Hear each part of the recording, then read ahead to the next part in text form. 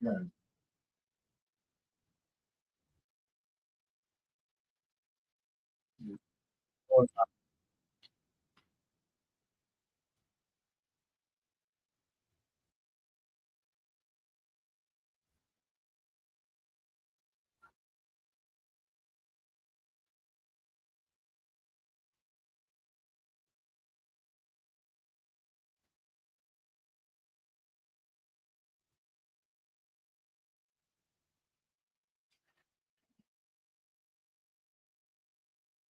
Hmm. Oh God.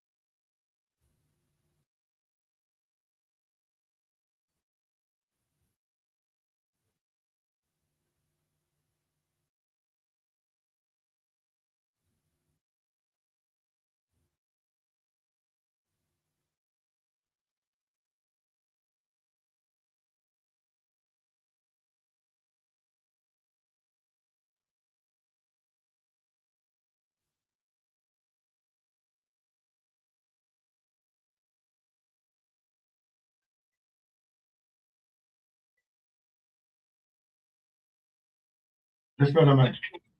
All right, I'm on. I'm checking the screen. Okay then. All right, the person. All right. Thank you.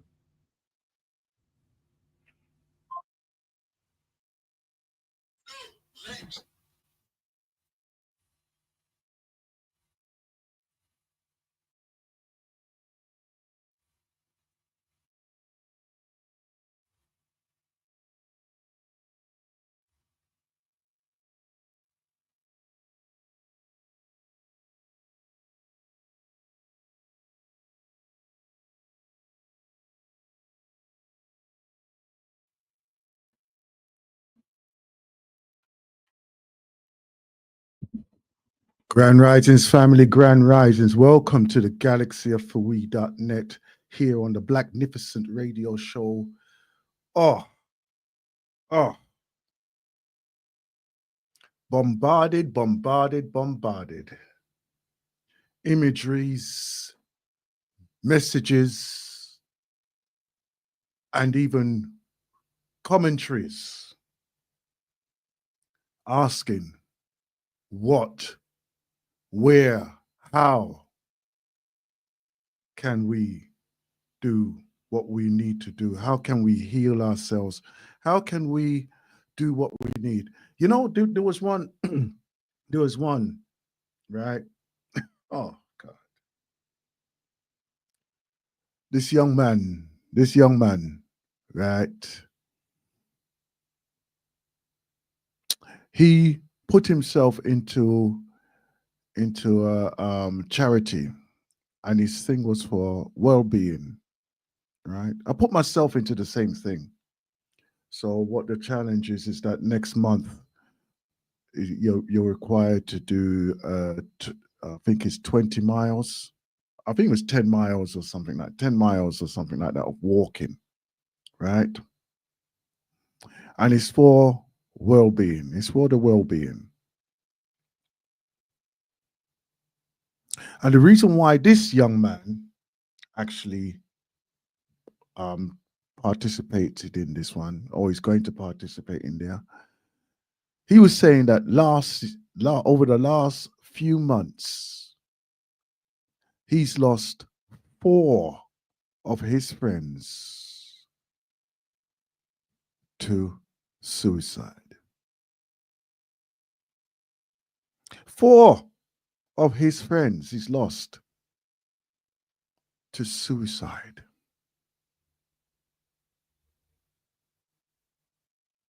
On this rising, beautiful sister. She was on her channel on the TikTok, the Tickety Talk, right? She was on the panel. And I was just listening in on the side. And she's going through her libations, her prayers. And then she was going through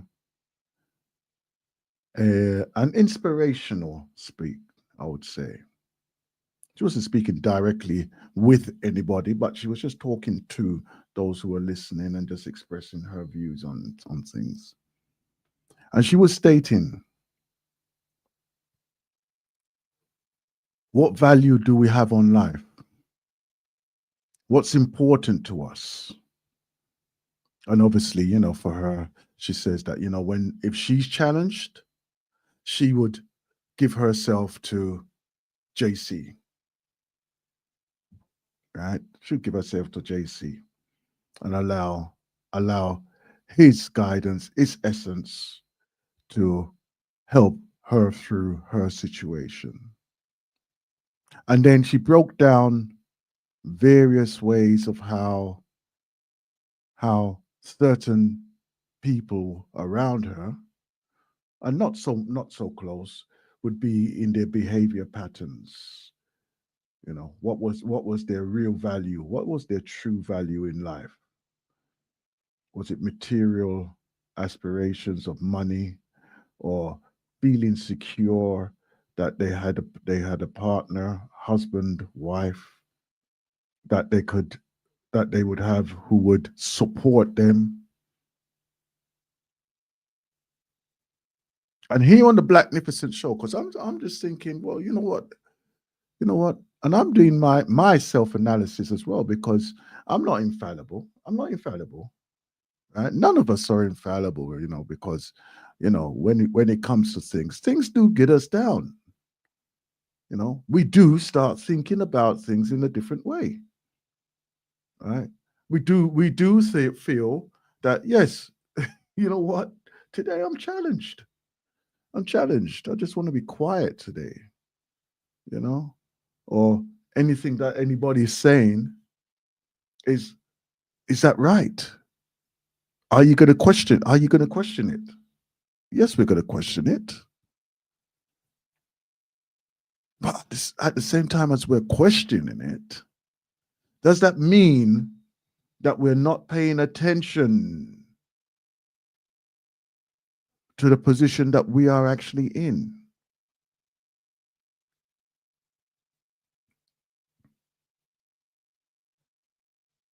As we do here on the Blacknificent Show, we give acknowledgement to the foundation that has happened prior to us even being here. We give acknowledgement to those who are even around us right now. What is our part? Are we doing our utmost? Are we doing our best? Are we putting our best foot forward, even though we may be stopped or prevented from exhibiting our best of our abilities? Are we pushing ourselves? Are we getting comfortable in the uncomfortableness of what is necessary?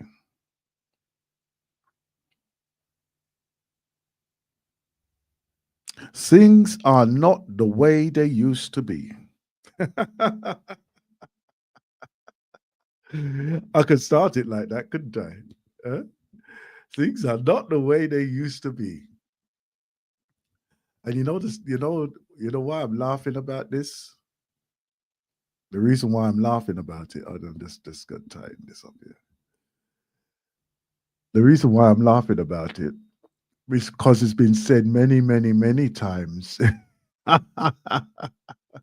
before, and it shall be said in the near future by you who's listening to this and rolling their eyes and saying, I will never say that.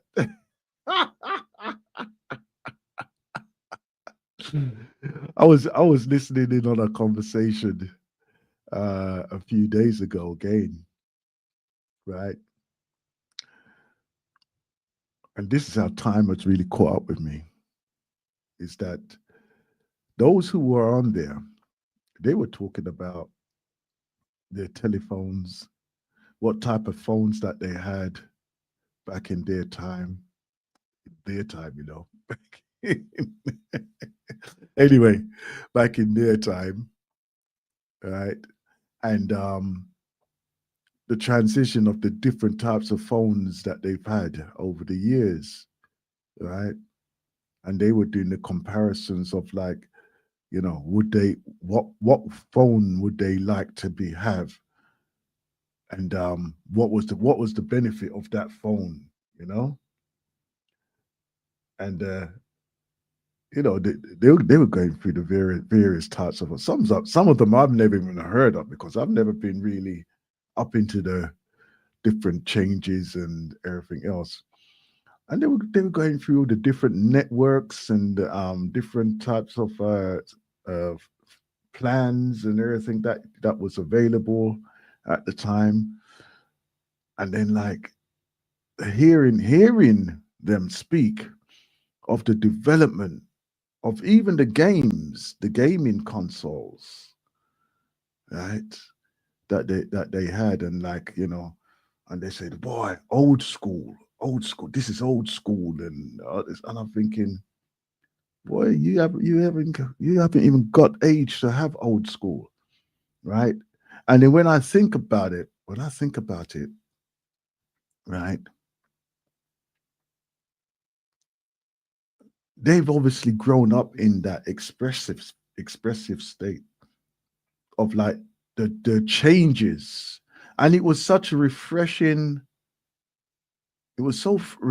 to hear their appreciation for the development of technological communication and what they're able to achieve with it. And even in their way of like achieving, how they've been able to navigate and even probably teach those who had released it how they were able to make money out of it.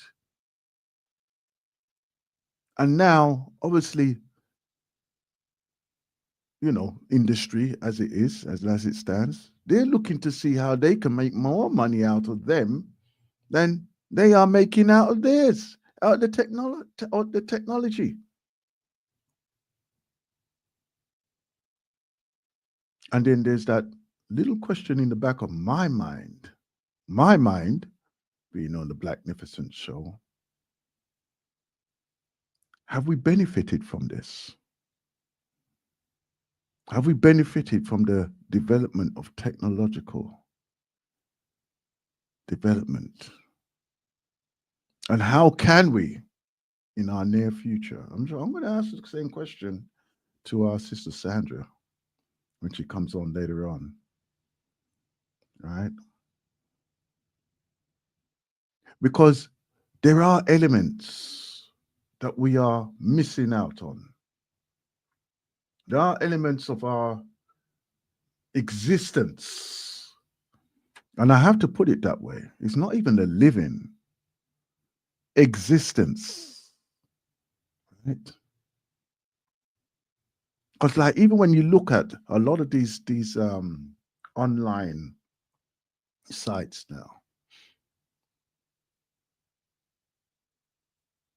that they're pushing the artificial intelligence, The artificial intelligence, in other words, the program that is programming you to feel that you are less than, because the program is there and it is far more efficient, intelligent than what you will ever be. So, therefore, do you give up? Do you give up? I don't think we should. Do you see your value? Do you see your worth? You should do. Do we participate in different conversations that undermine your existence? To what benefit? The benefit of, if you do not see yourself, like many of us, if you do not see yourself in the future of what is being developed, then do you feel that you have no worth?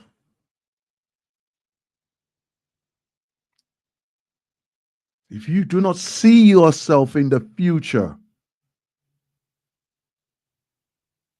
do you feel that you do not have any worth?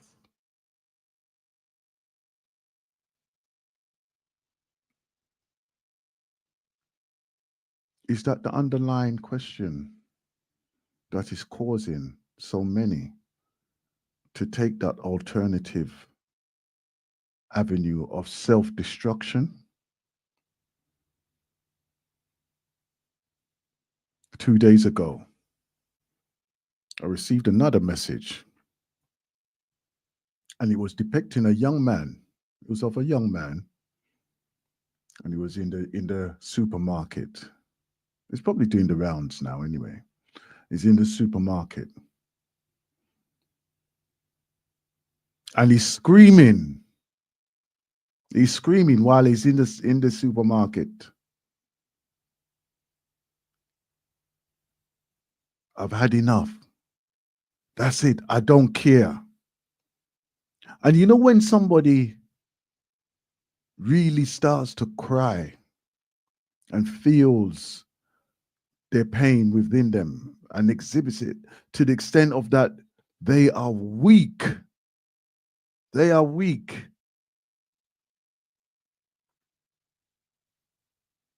And at the same time, the man was there. The security was around him. And he's just filling these plastic bags with drink, bottles of wine, I think it was. Right? He's filling the plastic bag with bottles of wine. And guess what? Because of the anxiety that he was exhibiting, the security did not engage with him. And there was somebody who was shouting outside, please just stop, just stop, just stop, just stop. He wasn't in the listening. And he came out and he walked out as this person or another person was like filming him, which obviously they filmed him and they put it up on the posting. And even as he stepped through the door, he was hesitant to even step through because he knew within himself, within that moment, that what he was doing was wrong. And he probably put it gone through his mind. But then the force of, I just don't care anymore. And I don't care what's going to happen to me. And then he stepped through the door, the threshold of the door. And that's when, obviously, it takes on a different angle. And then he started walking up the road and he stopped, looked back, and he's still shouting. And then he continued walking up. And he weren't running or anything like that, but he was stumbling up the road in his state of anxiety.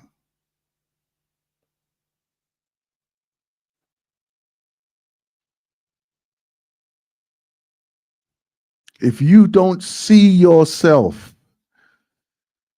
in what is happening in the future,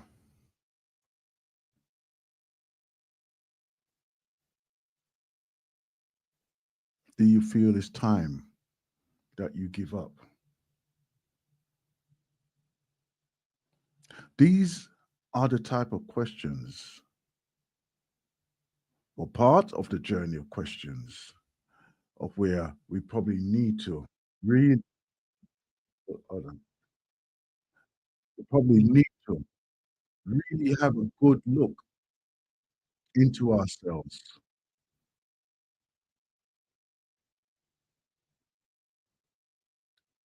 When we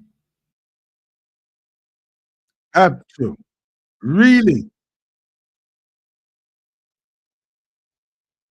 stand up for ourselves, what does that journey look like? What does that journey look like? Obviously, here on the Blacknificent show, we're having open discussions. We're having these open discussions. We bring you different techniques that we use for ourselves. We have an open discussion so that maybe they can sense out the nonsense. If they can be, if they can be, that can be.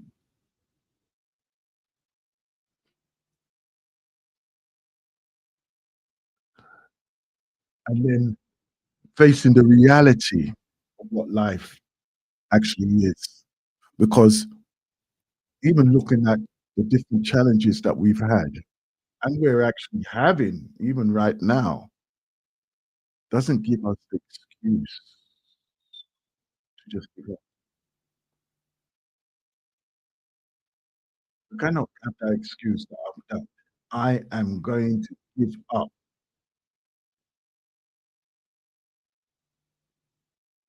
If you if you see a person out there, are you willing to step forward and say, look, what can I do to help you? Or how can I help you? Or do you need any help?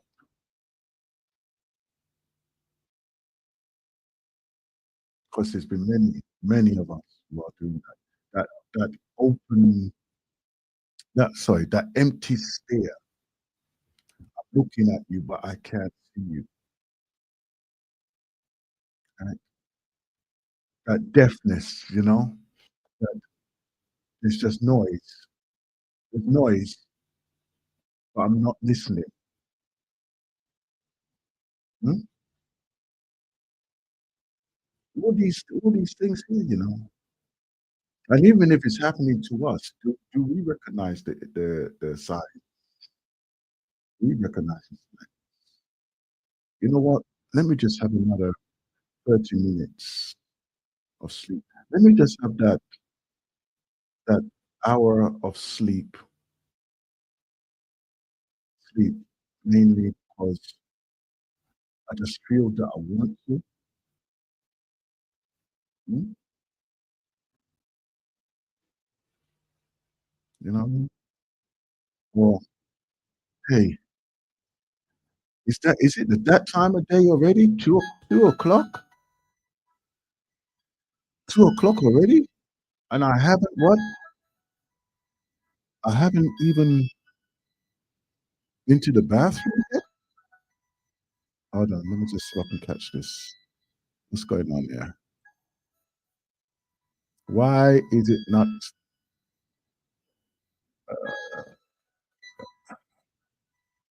Oh, gotcha, gotcha.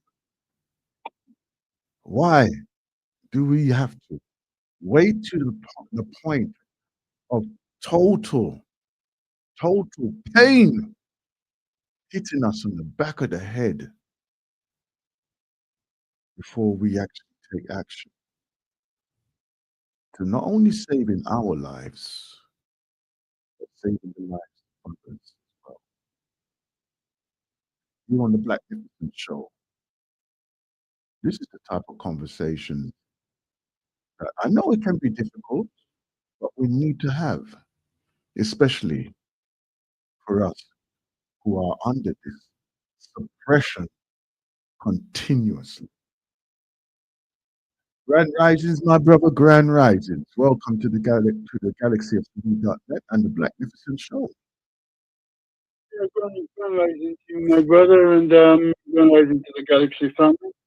Yeah, it's a very interesting topic you're on, and I'm hoping that I can bring some credence to this topic because you see, I'm just going from personal Mm, experience, mm, that I've had, and I might be wrong, but it's something that I saw happen for me. I met many years ago. It's back in '75. I met the person. mm, That person was literally, that was one of the hottest year, right? I mean, 1975. mm, I mean, this person with her children was literally sleeping in the park, mm. and You mentioned it a few times, with yeah. with her children and so Mm, forth. And because the man that she was with abused her so badly that you know, it got to a point that if you even say a harsh word, like, you always see mm, people go into a corner and cringe up like that. mhm. That's how she was, You see, conditioned to such an extent that shrink defense. you know. Mm, I mean, could you imagine, a man, you have so many children with a woman, and you beat her, you do all sorts of things to her to bring her to that level. You know, I mm. mean, in fact, at times she has actually gone to that stage, as you say, of basically commit suicide. You Yes. know, Yes. and okay, I mean, she became my friend, and but as I said, I'm a different person. I'll give you one more thing before for Mm, that, mm, because I was working at Minicab at the time, and one Saturday morning, because there's this company, right? Big company, very big company, big oil company, and people working for this person. So they called. We had a contract with them to do their work. So anyway, this girl, she called for a cab. She get in the cab and said, "Where you going?" She said, going, and asking for where she's going. She mhm, said, "Just drive." I said, "Well, can't just drive like that. I mean, mhm, but then, as I said, my quick thinking realized something is not right. Something is not right. mhm, So, another thing, I'm a very good listener. I started listening to her. She started talking to me, and I'm giving her back answers to those things and so forth. In the end, she said, "But you're just like me." She was a white girl. mm, And she said, "But you're just like me." mhm. You know, obviously, whatever um, they put into their head, that we black people are something different. And now she's talking to a black person, and she's probably getting. I've had that before. I've had that before. You understand me, Yeah, right? You yeah, know. yeah. I've had that So before. yeah. So anyway, in the end, I finally, after an hour or so driving around, finally she directed me to where she wanted to go, somewhere in Wandsworth. I went there, Mm, and when I got to the door, the people who she was going to meet, take her back. We don't want her here. We don't want her. I said, bloody hell. mm, She was actually going to meet her boyfriend. mhm, And this is the behavior, mhm, right? I said, all the girl was looking for is love. mhm. She's got a very good job. She's working in the job, but she has a mental block. There's a mental breakdown. She Yes. just needs time to carry her over that. Mhm, You see what I'm saying? And this is the problem that many people face in their life, right? They just want somebody to comfort them, somebody to guide them, somebody to listen, somebody to, you know? I think there's one little thing I'm going to pick out of that, and you just said it. Someone to listen, Yeah, right? yeah, you And see, and mm, as I said, I'm just telling them, look, all she wants to do is for you to care. Because I'm having to go to do my work. I just said, look, all she wants to do is for you all to care. I don't know what happened in the end, but I'm just showing you mhm.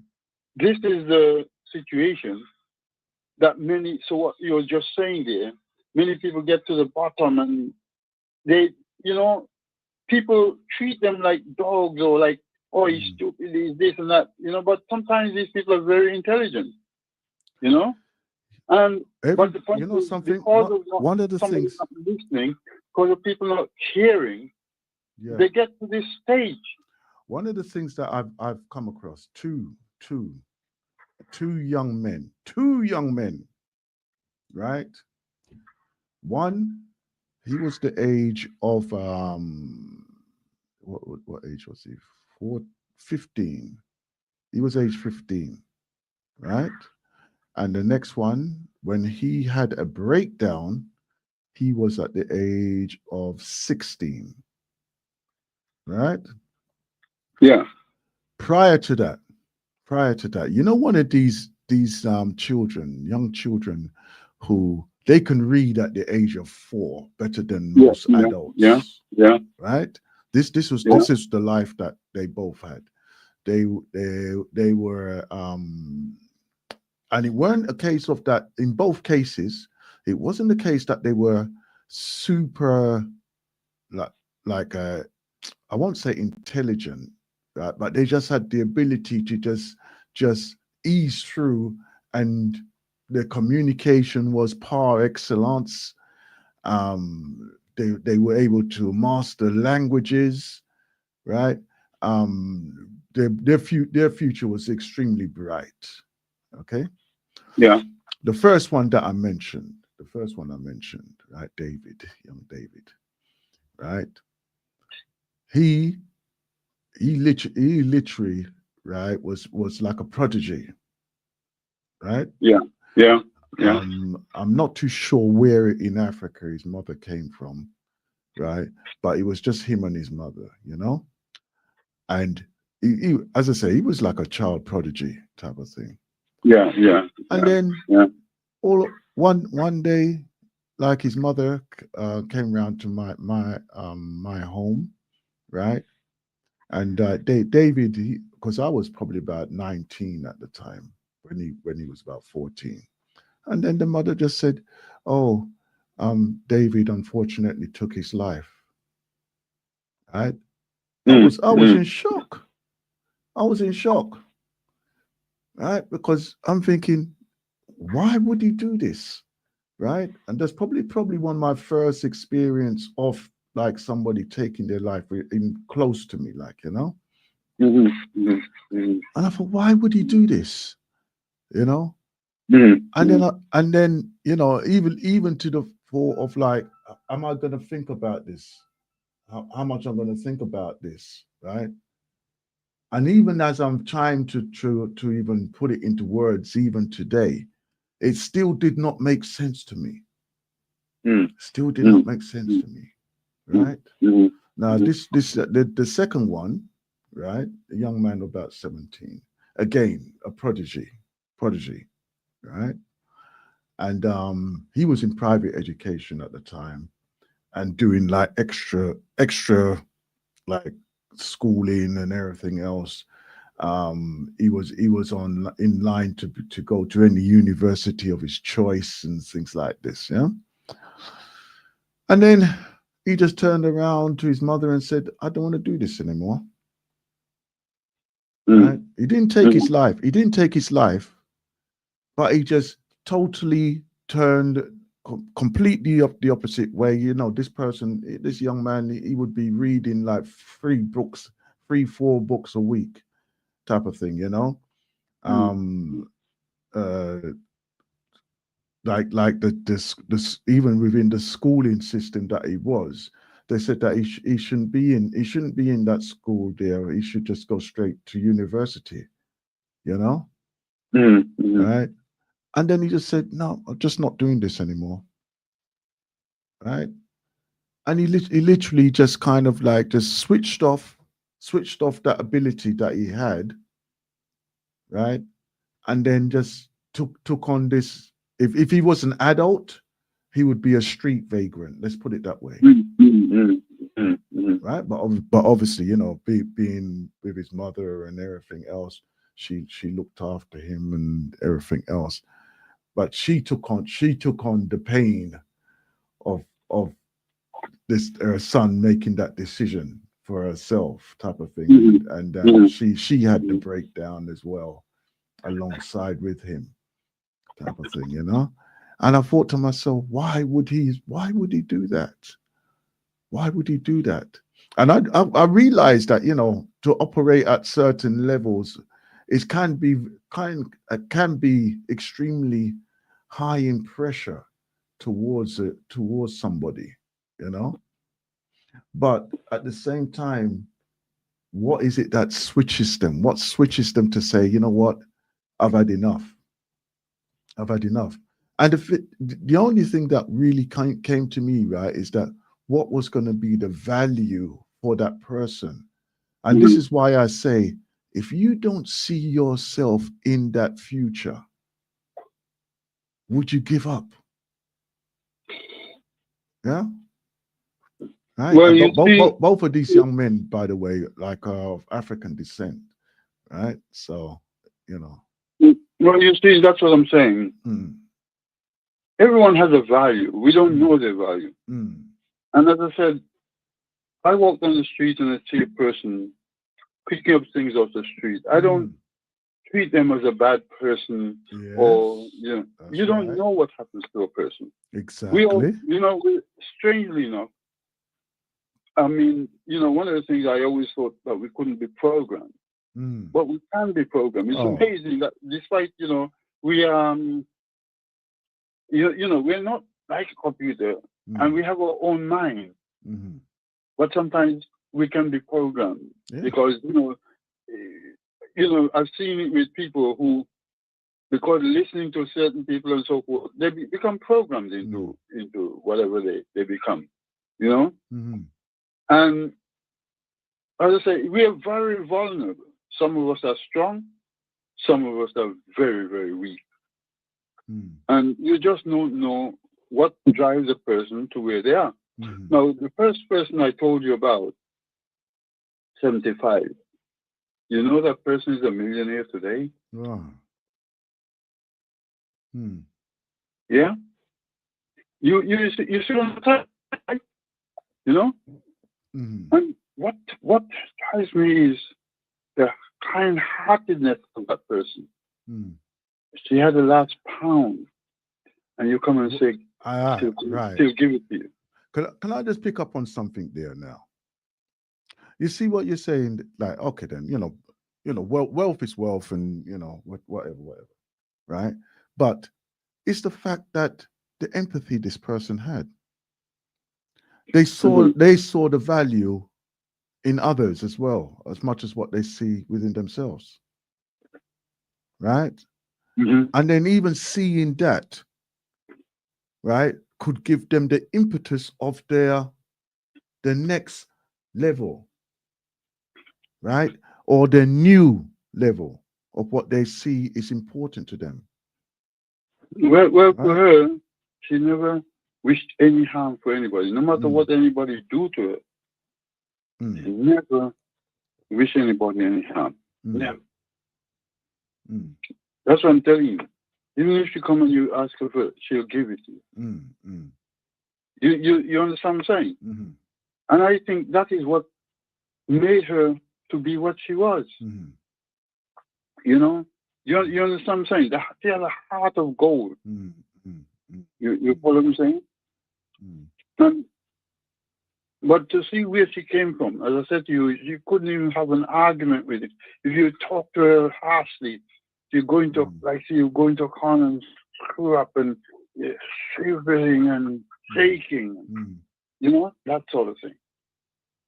mm, But as I said, because I'm a very patient person, the years that she spent with me brought to change her whole thing that she could then end up having an argument with you. mm, mm. You see? You understand? Yeah, yeah, yeah. Huh? We can think of this and smile about it, right? But you know what? You know how that actually can be such a milestone for people to stand up for themselves. Well, I'm telling you. Yeah, I'm telling you. Yeah. yeah, yeah. Yeah. So, But the thing is, as I said, people must understand when people get this way, mm, there's all they need is care. mm, Just somebody to care. They're not animals. They're not things. We don't know what caused them to lose their head. mm, Same thing at work where we used to work in the airport. mm, There was a man, brilliant computer. You can put him and do anything. mm, But he lived there in the park with us. You know what I mm, mean? There was a canteen and there was a place to go and wash and so forth. And he would just sleep in the corridor. mm, mm, You know what I mean? He don't do anybody anything. If you ask him, "God, can you wash the car for me?" He'll wash it and you'll give him whatever. You mm, take it and he go. But the guy had a brilliant mind, but something caused him to drop out of society. mm. You follow what I'm saying? Oh yeah, Sometimes he'd yeah. be there Oh mumbling yeah. himself, but Oh he was yeah. never a danger to anybody. Mm-hmm, mm-hmm. You understand? Yeah, yeah, yeah. And then, And and this then and one day, this guy mm, who came, because we have new workers coming in, mm-hmm, and the guy started pushing him around. I said, "What the hell are you doing? mm-hmm. This guy has been here for years. Nobody has interfered with him. Why the hell you just come That's on the right. scene now and you start treating him like some dog? Mm-hmm, mm-hmm, You know? mm-hmm, mm-hmm, I mean, as I said to you, despite my disability, I had to pull him up. mm-hmm, mm-hmm. Yeah, You yeah, know what yeah, I'm yeah, saying? yeah, yeah, You know? yeah, yeah, yeah, yeah. And the thing is that they don't see that they're doing wrong. You don't see they're doing wrong. They don't see that they're doing wrong. So that is why you will see that they certain people's behavior, and it happens amongst us.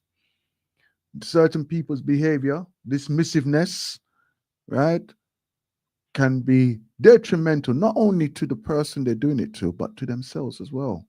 Well, yes, exactly. Yeah. Exactly. This man has not touched you.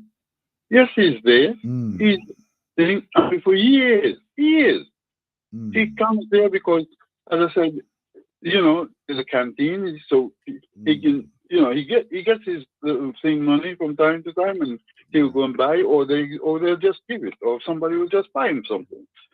And the washroom is there, so he'll go and clean himself and whatever.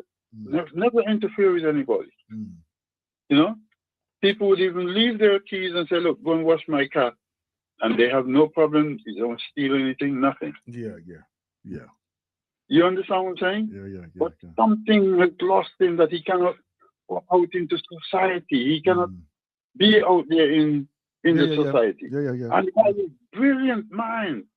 Mm, mm. There are those, and there are those who have that condition, right? And they just shy away from being in the public area around certain people, loud noises and things like this. And yet outside, when they're within their environment, they are just happy and perfectly Mhm. functional. Mhm. You know. Yeah. Mhm. But the Well, thing yeah. is, the thing is, the reason why I bring this to thing, because it's coming up quite often in my ears, right? So I'm just answering the call.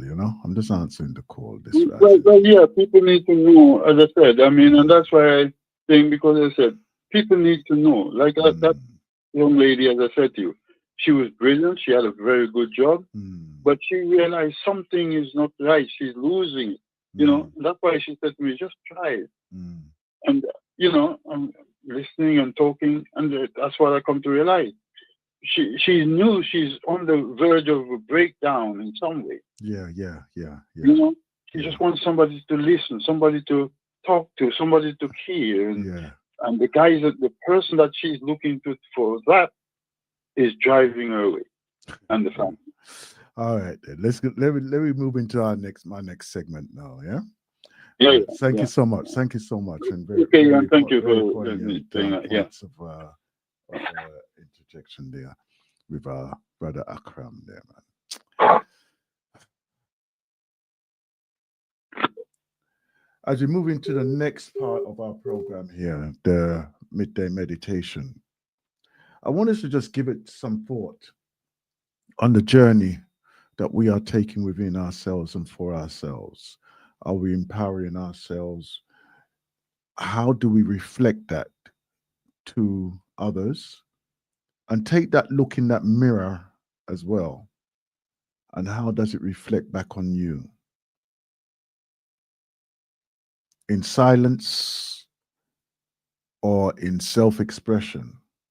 How does it reflect back on you? Without further ado, let's go into this Strong's midday meditation and do some deliberations as to where you are right now. And we'll revisit this after this Strong's midday meditation to see where we can go as well. So without further ado, let's start with the power of our breath.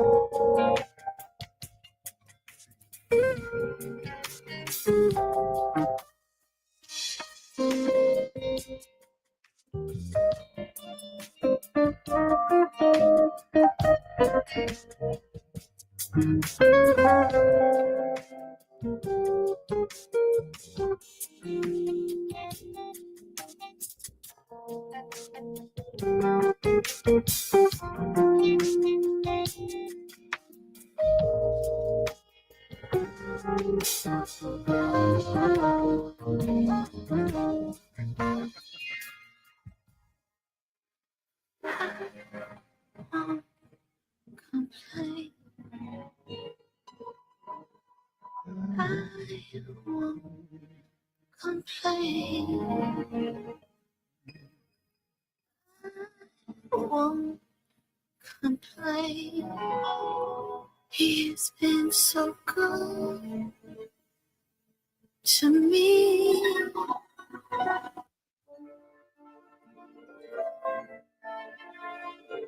You're in tune to the midday meditation here on the Galaxy at Paris.net.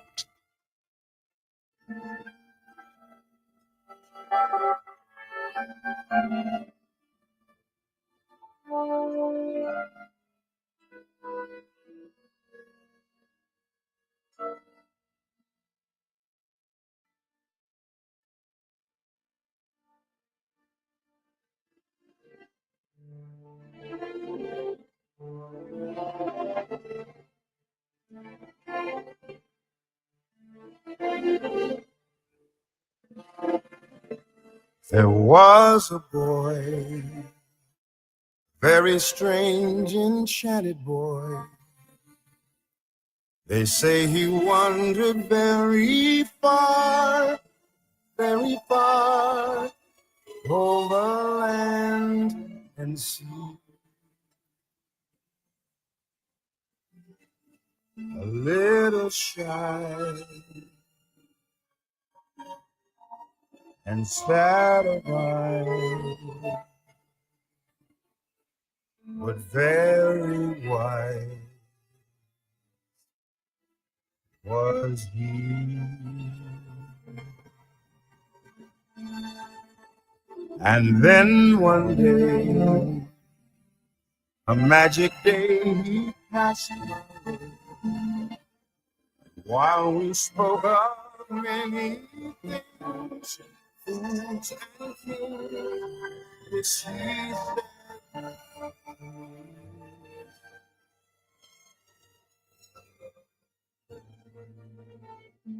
the greatest thing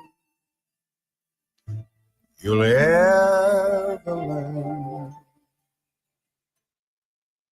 is just to learn and be loved in return.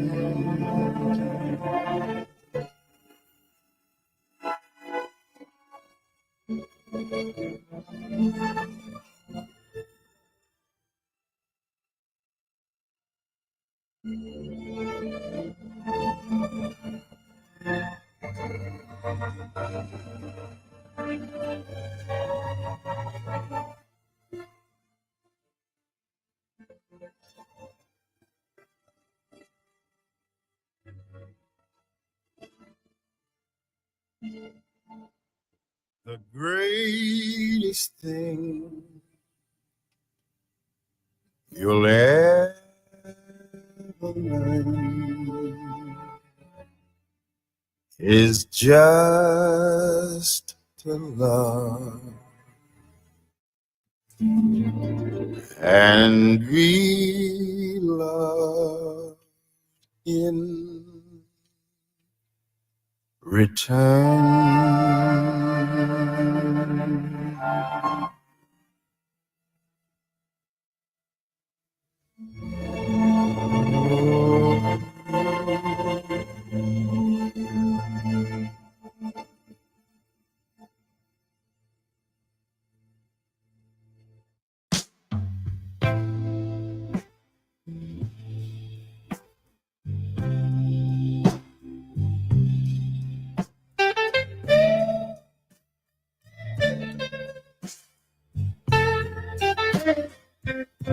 You drifted in like smoke in the night. No sound, no knock, just soft candlelight. You wrapped around me, quiet and slow. I breathed you deep, and I let you go. You left no trace, not even a sound, but something lingers, it's still hanging around.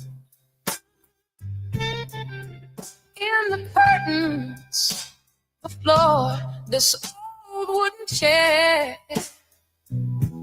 in every place, you were never quite there. You're gone, but I still breathe you in, like perfume on my skin, soft and sin, sweet and slow. You fade from view, but I'm still wrapped in the taste whiskey's gone, the night's grown still. I reach for warmth, but feel that chill. Your echo hums in the hallway, yeah. A silent song, and it's always there. Was it real or just a dream? Some loves are smoke, not what they seem. But I remember every spark, even as I sit here in the dark.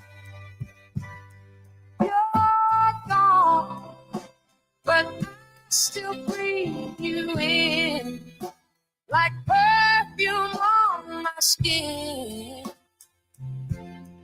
Soaked in sin, sweet and slow, you fade from view, but I'm still wrapped in the taste of you.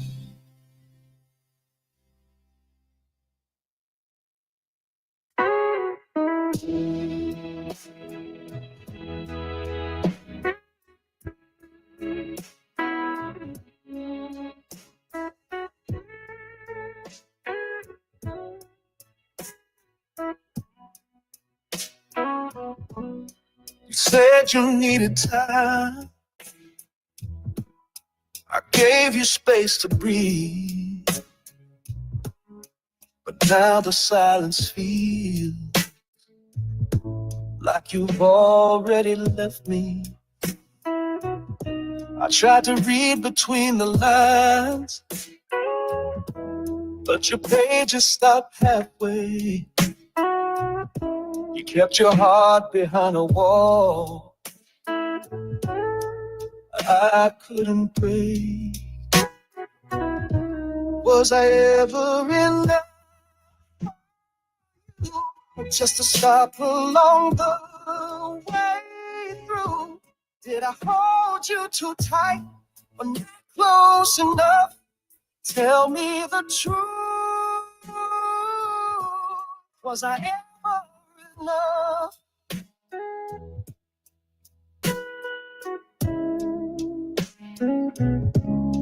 I traced your laughter like a song, but it faded out too soon. I gave you all my colors, you left me shades of blue. I begged the mirror for a reason for what I failed to be. But your love was just a season, and I'm still lost in between.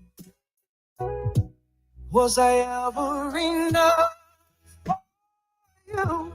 Did you feel it like I wanted you to? Was my love too loud or not loud enough? Tell me now, was I ever enough? I could have stayed through every storm, built a fire to keep you warm, but maybe you were never cold.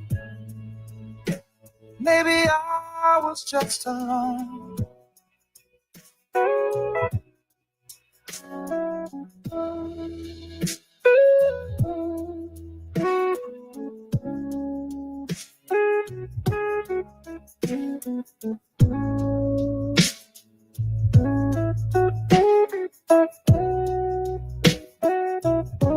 Was I ever enough for you, or just to hide you through?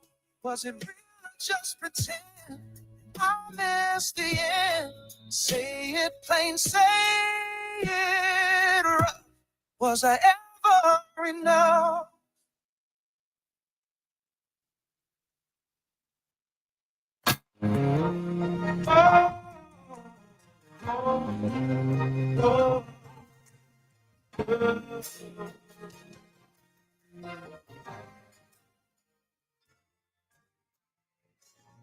Our opinions might not be the same. There's so many things that are hand in hand. We can form a chain. Never can be torn apart. Together we stand. Divided we fall. Let's still agree. Tear down the wall. Let the streets fall. Our brothers fall. Together we stand. Divided we fall. In life there are times when disagree. Doesn't mean that I don't care. Why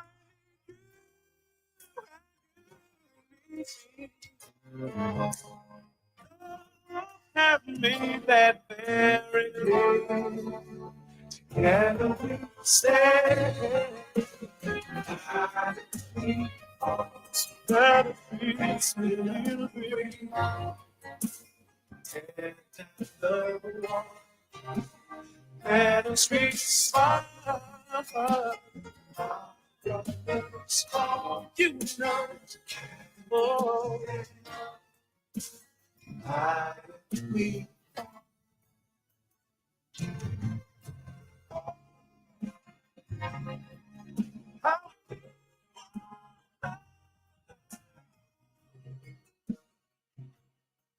we can. Oh, you must be my brother. Oh, I need you every day of my life. I say, oh, I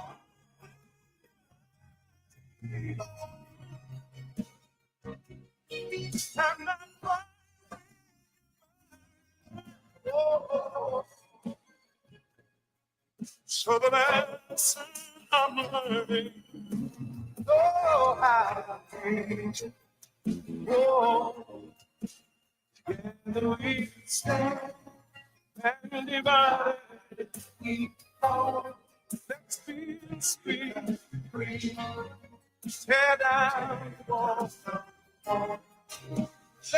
Let the street wild. All of our brothers fall. Together we stand. We fall. See, when stand, we put God on my life. I can get every day right by my side. Can you stand with? Lord knows I need. Oh, you. Would you help your feel? Would you look down on us? Stand with. Give us the love to forgive one another. Oh, help every black man, white man, red man, yellow man, rich man, poor man, sick man in every land. Look down on us, smile. Oh, yeah.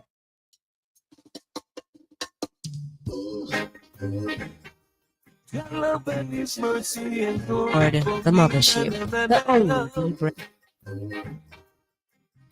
We don't give because we are not. We don't give because we don't give of making because we a have serious much. decision. We give If because there's we a know bump in the what it's road, like Jah will help it to take the our overload. family, the galaxy Remember family, how filled we family, used to be when we whether were home or free. abroad.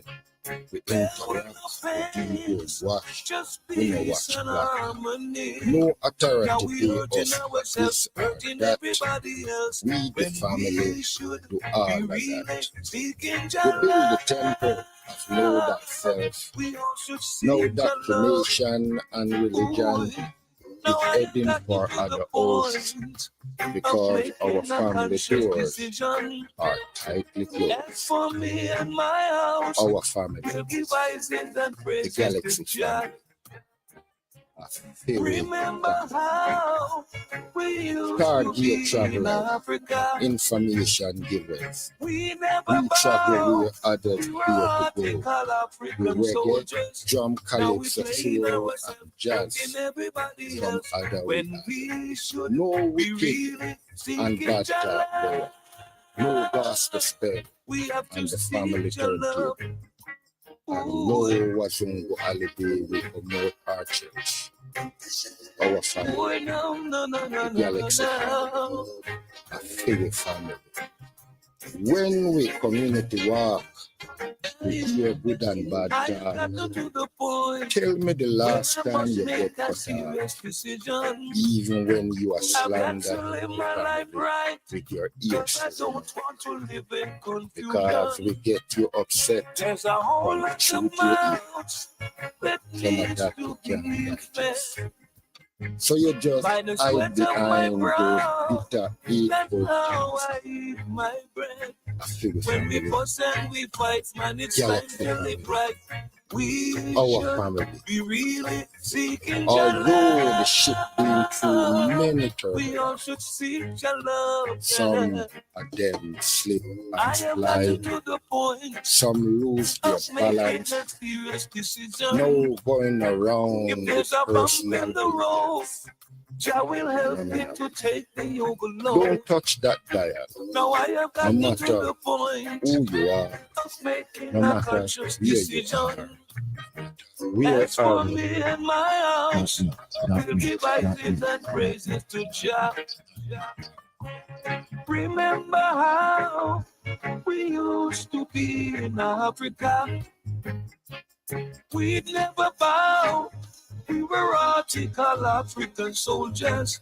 Now we playing ourselves, hurting everybody else, when we should be really seeking Jah love. We all should seek Jah love. We should all seek Jah love. That's what we got to do. Seeking Jah love. It's righteous and true. Ooh, seek Jah love. Man should live up full and right. We got to seek Jah love. Yeah, yeah, yeah, yeah.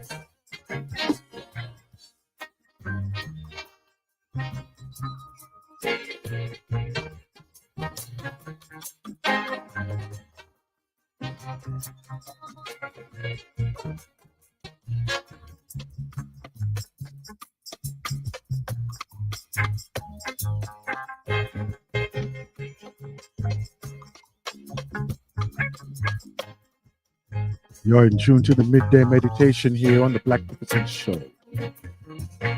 Here, live on the galaxy of we.net.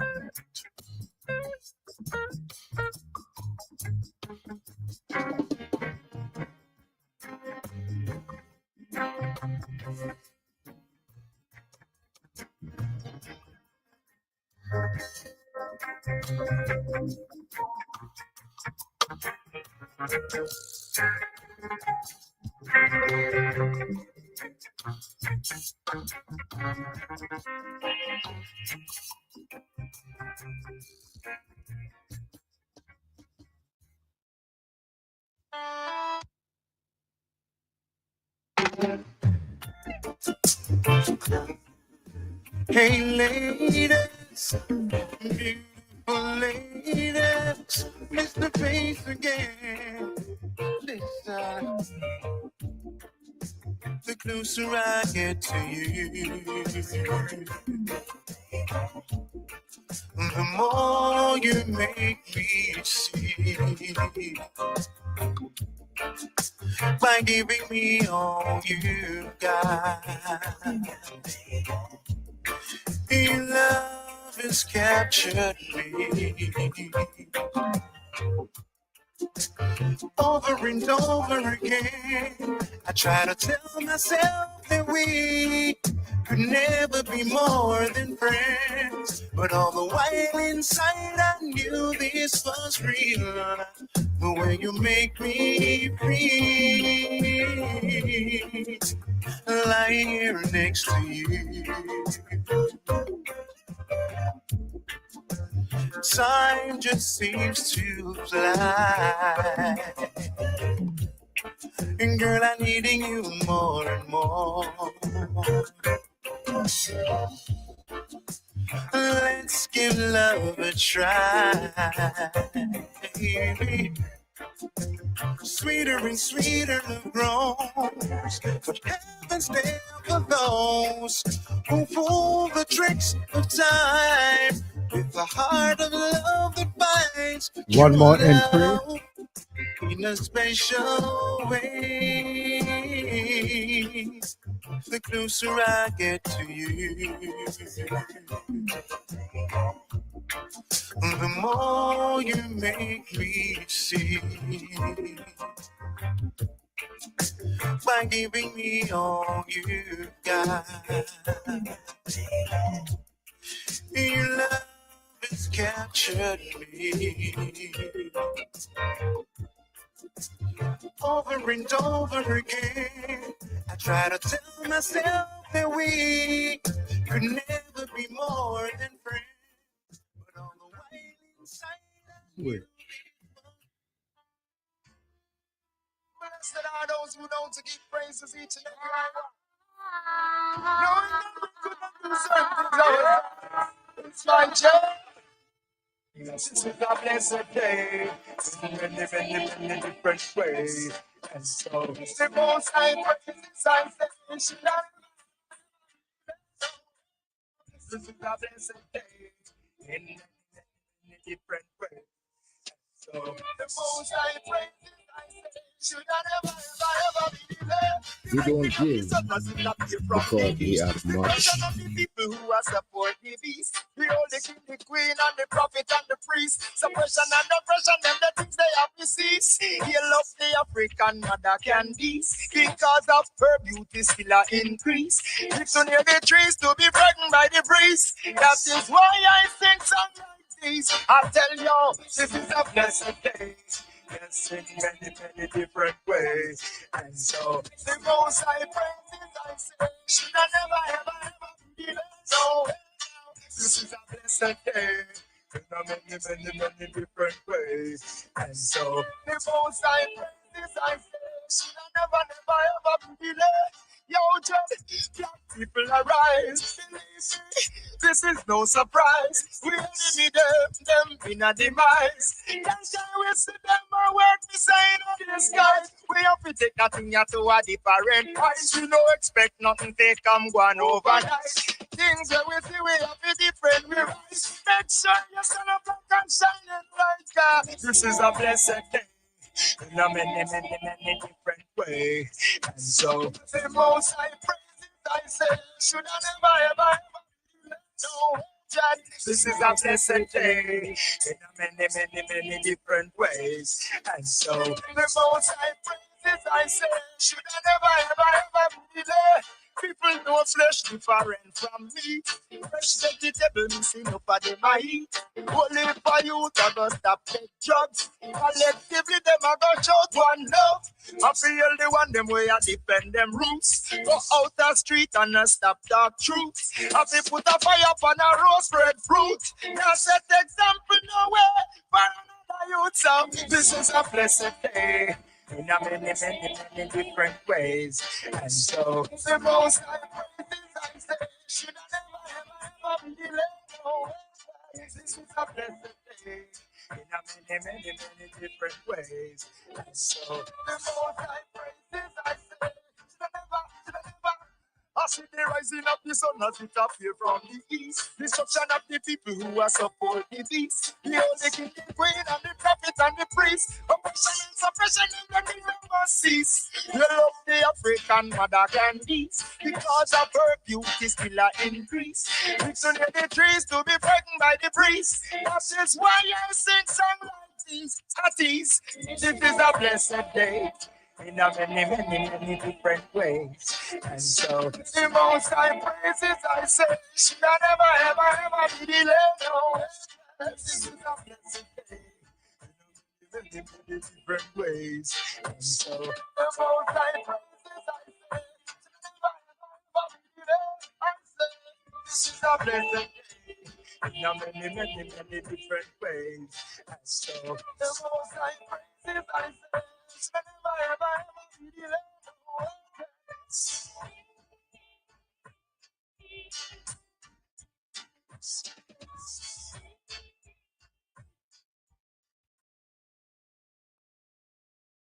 That was our midday meditation this strong here on the Blacknificent Show, here on the galaxyofwe.net.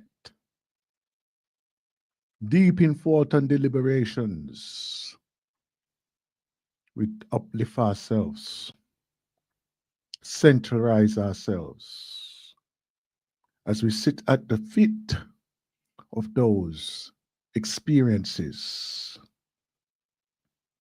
that can never be taken away from us. We sit at the feet of those who have lived. Let me just see what I want here. So, okay, that have lived before us, thousands of years before us, and it sets the foundation for us even for today. An exemplification of that now is displayed in the next segment of the Ancestral Voices, displayed by this young brother here. I want you to listen to the words, right? Aaron Beverly. I want you to listen to the words and listen to what is being said. I remember the integrity of those who we hold close to ourselves is very important.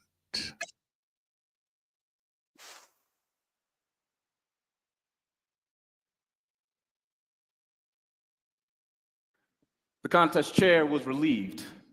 My title is only 3 words long. But friends, why is this story unbelievable?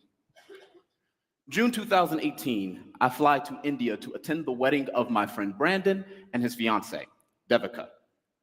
Brandon and family are white, Devika and family are Indian, and I am the only black man there. I can't help but feel different. But I try my best to blend in. I buy formal Indian wedding attire. What do you think? I even participate in a sacred Indian wedding ritual, protecting the groom's shoes. During the car ride to the wedding, my friend Sunit explains this ritual. When Brandon takes off his shoes during the ceremony, Devika's bridesmaids will try to steal them. The groomsmen protect the shoes from the bridesmaids. If they win, they hold the shoes ransom, forcing Brandon to buy them back. It's a game, Sunit says. I think it sounds like a spy movie. Sunit says, Aaron, the bridesmaids will try sweet talk, they will try deception, but don't give the shoes to anybody. Will you accept this mission?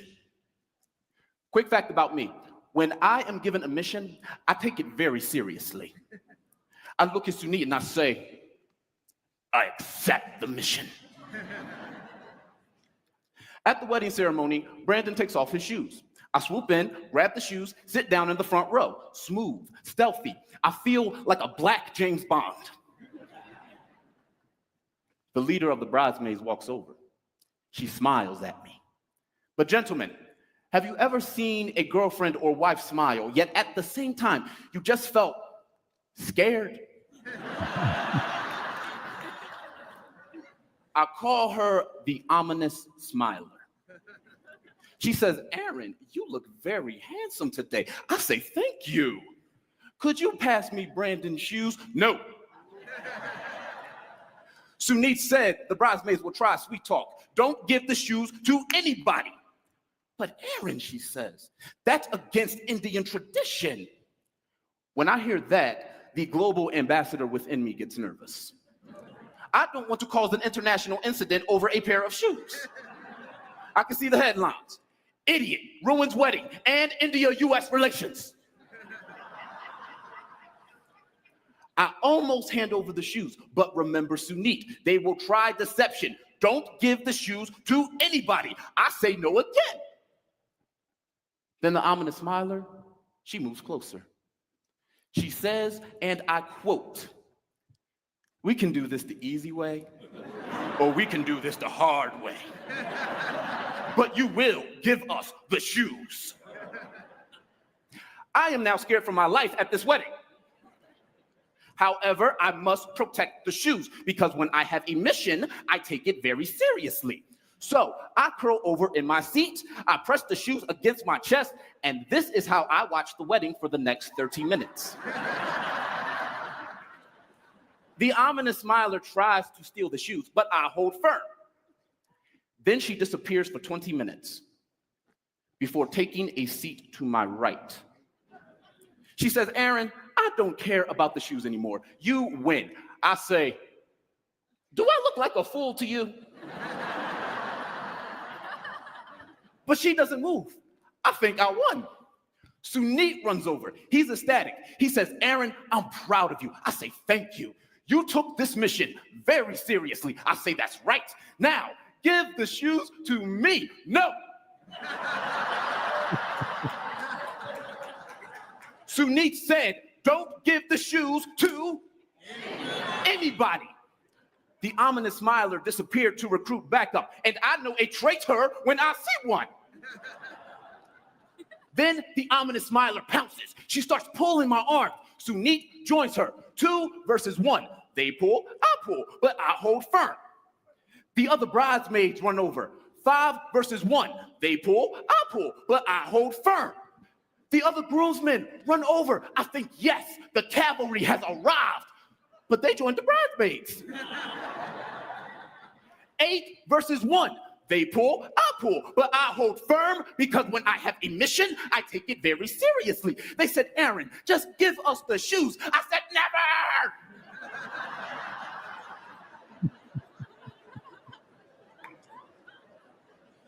Keep in mind, the wedding is still going on. Devika's family is watching the ceremony as if nothing else is happening. I start wondering, is this normal? Then the ominous smiler signals the wedding photographer. And this dude is huge. He puts down his camera. Then he starts charging. He jumps on top of me. 9 versus 1. They pull, I pull, but I lost the shoes. Brandon paid 10 times what those shoes were worth. But what makes this story unbelievable is not the shoes, nor the events. It is the context behind that game. That game is designed for the families of the bride and groom to get to know each other, which means that among white and Indian families, a different, lonely Black man was accepted like family too. We experience so much divisiveness nowadays that acceptance despite difference seems unbelievable. But there are people who still believe in it. Do you? Open your culture, your mind, your heart to people who are different from you. Show the world that acceptance, despite difference, is not an unbelievable story. This is your mission. Take it very seriously. Contest chair.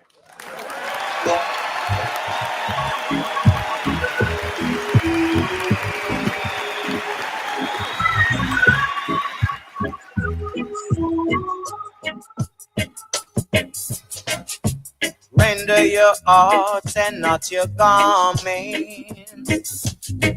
The truth is there for who have eyes to see. Partiality has no place in this judgment. Remember the words of prophecy. Children run, come to truths and rights. That's what I'm about.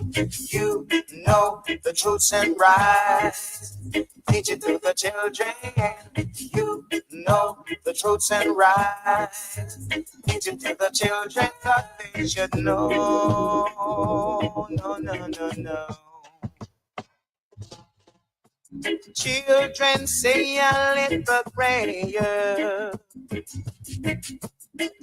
every night before you go to sleep. 'Cause tomorrow is promised to no one. When you think it's peace and safety, Lord, it could be sudden destruction. But we know, yes, we know.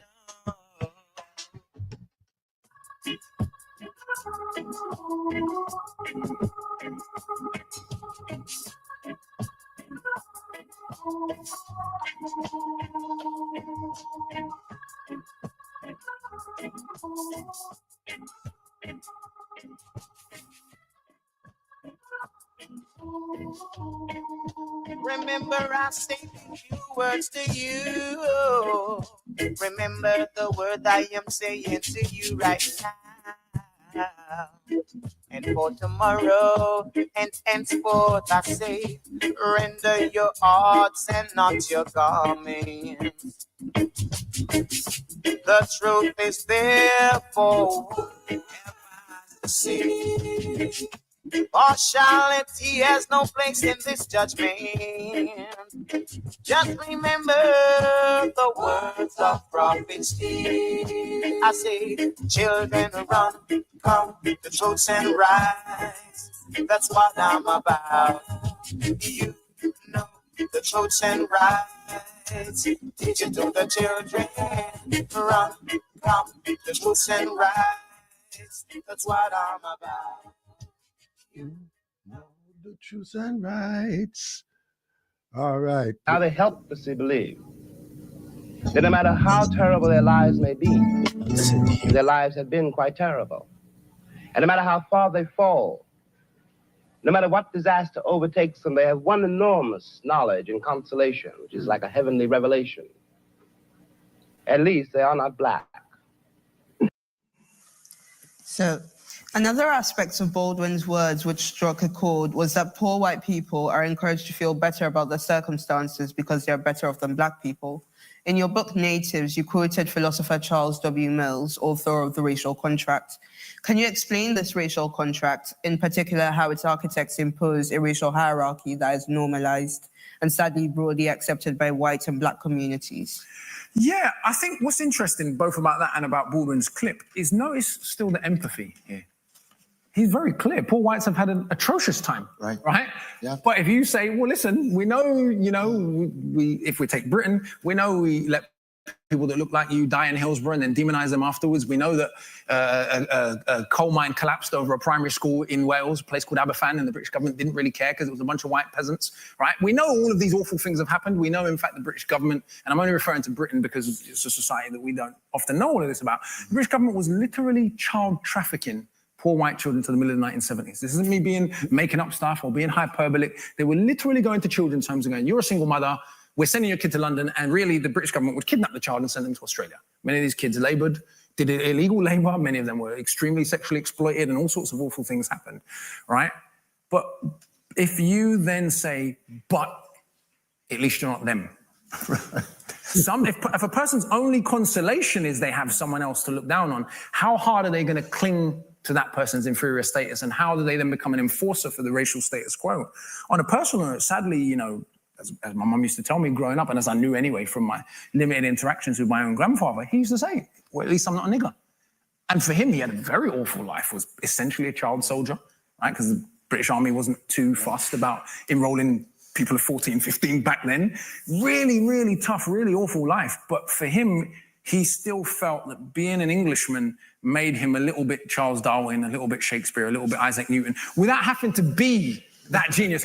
Now, if I take my emotions out of it, I kind of get it. Imagine being able to lay claim to some of history's greatest geniuses without having to do anything yourself. I mean, why would you give that up, right? So I understand the psychology behind it. The sad part is it often leads, and we've seen this with the recent election in the States, to people voting, I don't want to say against their interests. That, you know, my more Marxist friends would say against their interests because they presume that economic interests come before emotional and psychological interests. I'm not sure I agree with that. People vote in favor of tribal, ethnocentric interests that they are more keen to preserve than their own economic emancipation. And it's been an extraordinarily effective strategy. None of this is exclusive to poor whites, of course. We live in the West, so that is most pronounced in that form of bigotry there. But it's I don't know how you overcome that. If a person has had a really, really awful life and the only solace they have is somebody to look down on, what happens when that person is no longer your inferior? What happens, who follows, and I'm not a huge fan of Obama, but that's a different conversation for a different day, politically, right? In terms of, I understand the representation, I understand why he was so emotionally important, I understand all of that. In terms of his actual policies, but who followed Obama as president? There we go. And is that a coincidence? The reaction. Right, the reaction is, oh, right, and a lot of the... And isn't that really the mantra of make America great again? It wasn't great because a reaction to... Because he was in charge. Right. You want to go back to the old days. And what are, like, when people say that stuff, I go, like, no one ever is going to say public. This is what I find really fascinating, even about Buckley and this, is that sort of evasion of what the good old days were. Like, my mum and dad, even when people say that about England, my mum and dad never had an indoor toilet till they were in their teenage years. So when people tell me the good old days in England, I'm like, what do you mean? Like, when we had cholera? Like, what exactly were these? Like, go and talk to your grandparents and your great-grandparents about what these supposed good old days were. Because people didn't have electricity 100 years ago. Wasn't it that they were higher than black people? Was that in their mind? I think it's that they imagine that if one's supposed social inferiors returned to their proper place, their problems in life would be solved. Correct. But let's say apartheid was returned to America, which formal apartheid. Life for poor white Americans in Alapatcha would still be atrocious. That's right. The drug epidemic wouldn't suddenly evaporate, right? And in fact, what's even really interesting about America, one of the things I have a lot of racist Americans that troll me on Twitter, as you can imagine, I don't really use Twitter anymore. And they always go on and on and on about, you know, violence among black Americans. And what I find interesting, number one, 47 of the 50 most violent cities in the world are in the Americas, scattered across cultures as diverse as Colombia, Nicaragua, El Salvador. So whatever it is going on in Baltimore and Chicago is also going on in Medellin and Bogota and Sao Paulo and Kingston. We can discuss why that is. But what's fascinating to me is that white Americans as a group kill each other more frequently than almost any group of people in a rich country outside of America. So the logic we're applying with black Americans saying, well, they kill each other very often, it must be their culture. Well, there's no high school shootings in Ghana. That's right. The murder rate in Ghana is the same as the murder rate in Belgium. Right. But notice the people who, no, I'm being serious, it really is. Yeah. The murder rate in Ghana is the same as the murder rate in Belgium. Ghana's had, I think, 6 or 7 post-independence coups. It's an ethnically diverse country. Half the country is Christian, half the country is Muslim. All of the ingredients that should cause ethnic persecution and all the other things and violence are present in Ghana. If we're going to argue from culture, let's be consistent. Let's argue the reason Ghana is so peaceful is clearly because there are cultural values in Ghana that promote that. Now, if the argument is that we, the African diaspora, should re-inculcate some of those traditional black African values, fine. But that isn't the argument that's being made around culture. There's an argument generalized from an oppressed experience to say this is quote unquote black culture. Right, right. And part of the racial contract, though, is not just the poisoning of white minds, it's also black minds get poisoned about their standing in the world. Oh, especially, I mean, my grandparents, to give a, I mean, they grew up in a colony, so this is unsurprising.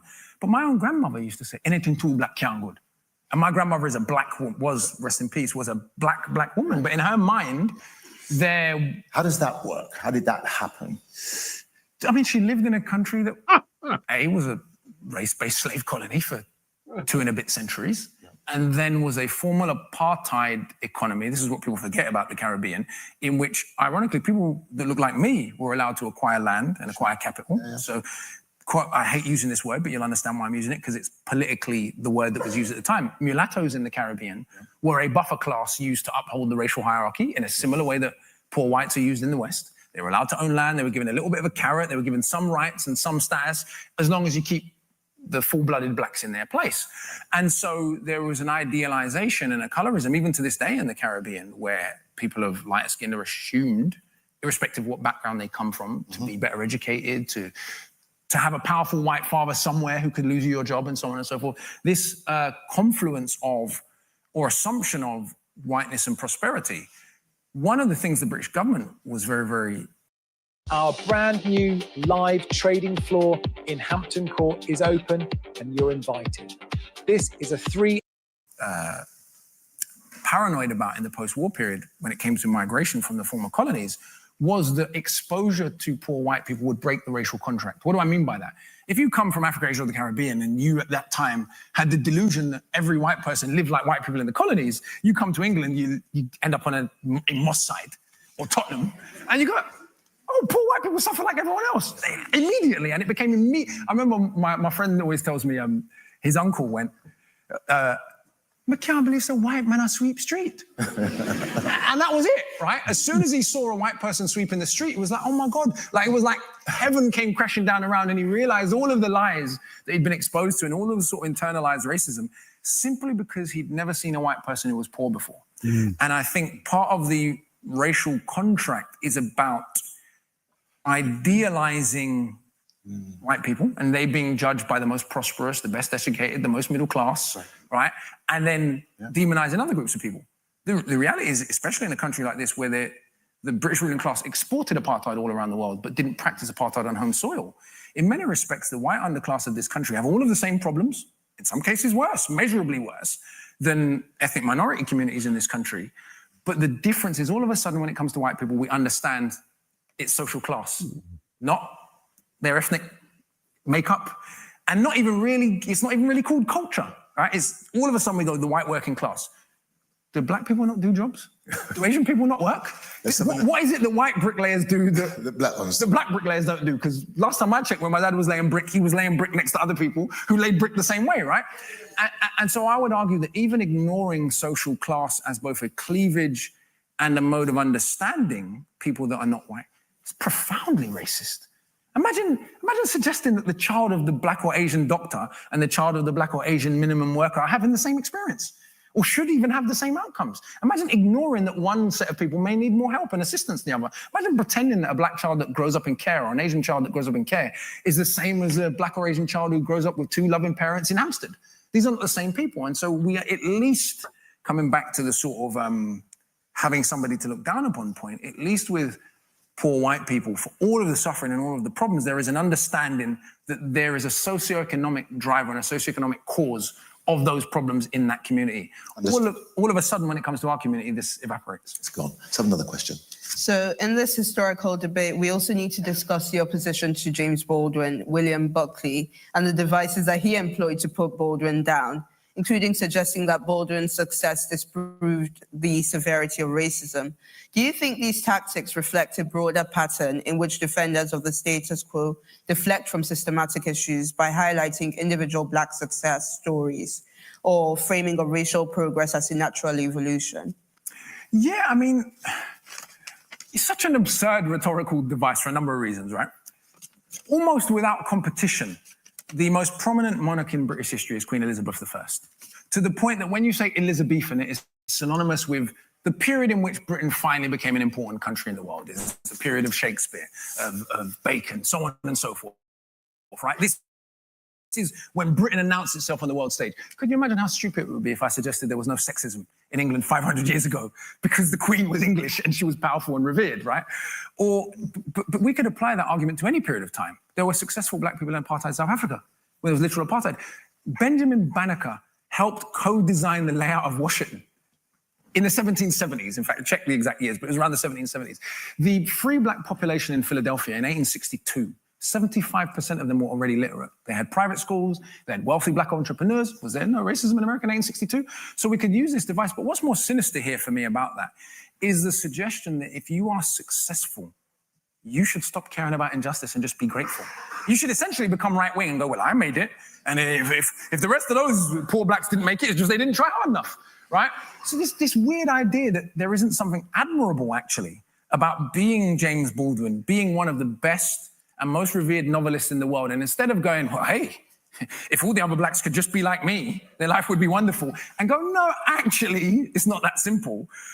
He would have been a much wealthier man had he performed that sort of right-wing politic as we see in the UK today. And I don't mean to be personal, but if you're right-wing enough, even as an anti-immigrant enough, even as a black woman, you can become one step from Prime Minister. Right?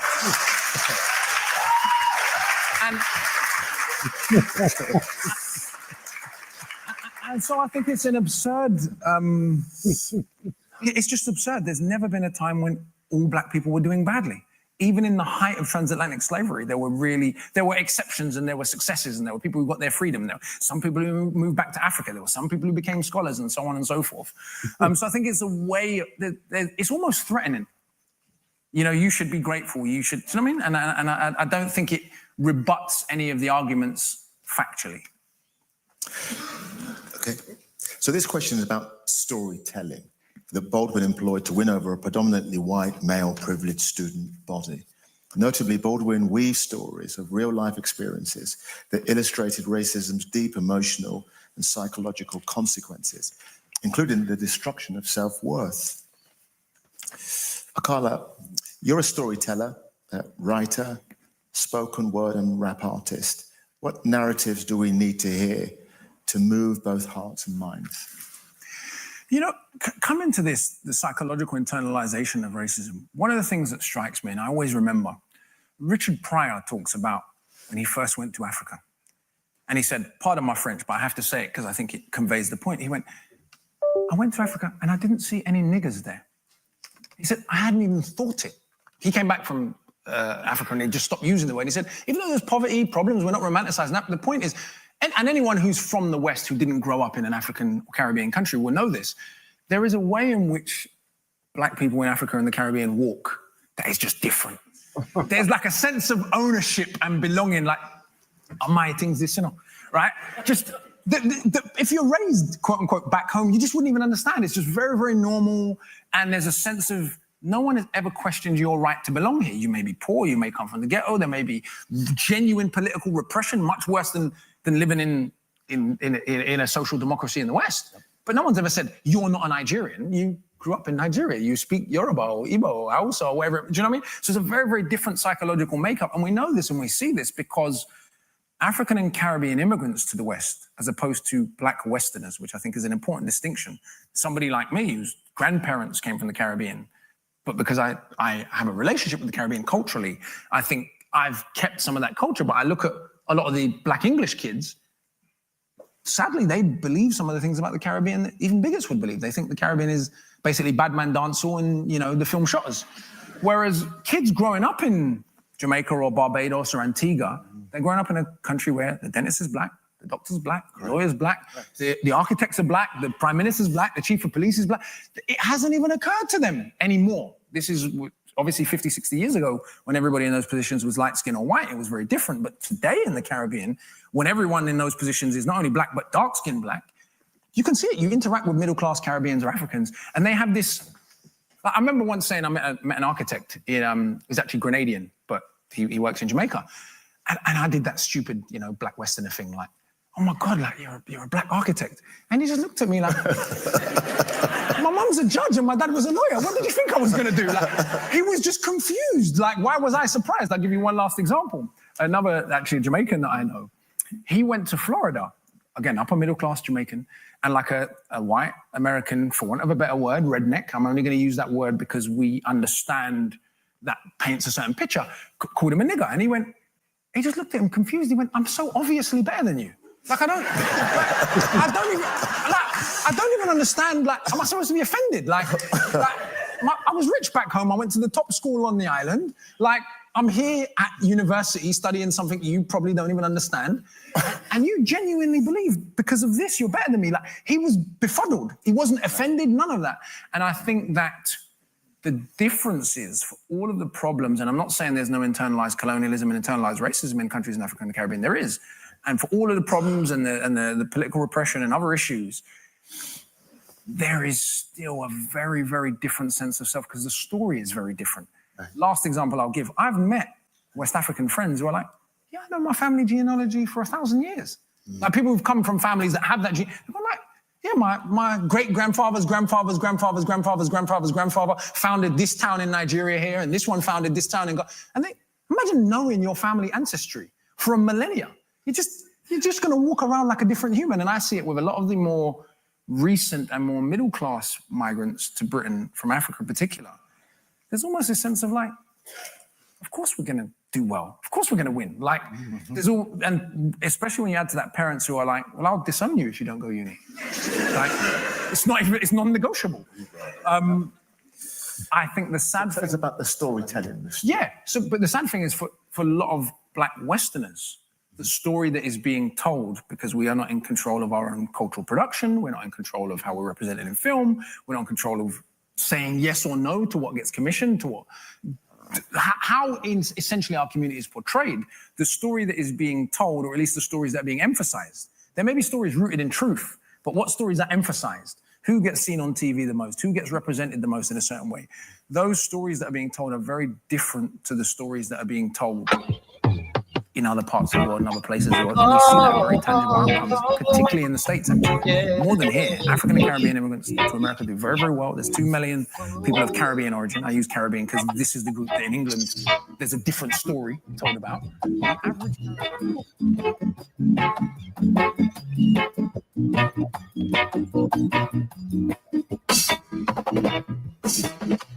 Why do we keep pressuring our brothers in this time?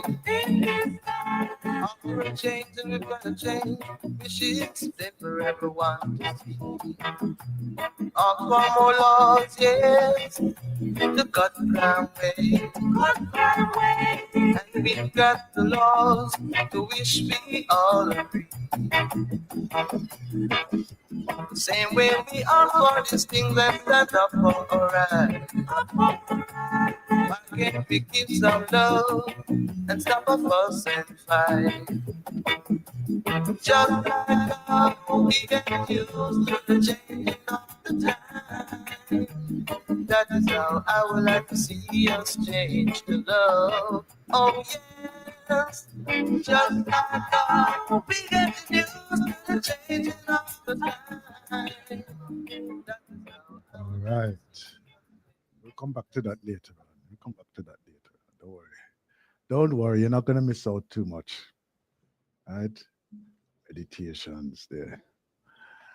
Greetings, my sister Sandra. And how are you this afternoon? Oh, this rising for you and after for us.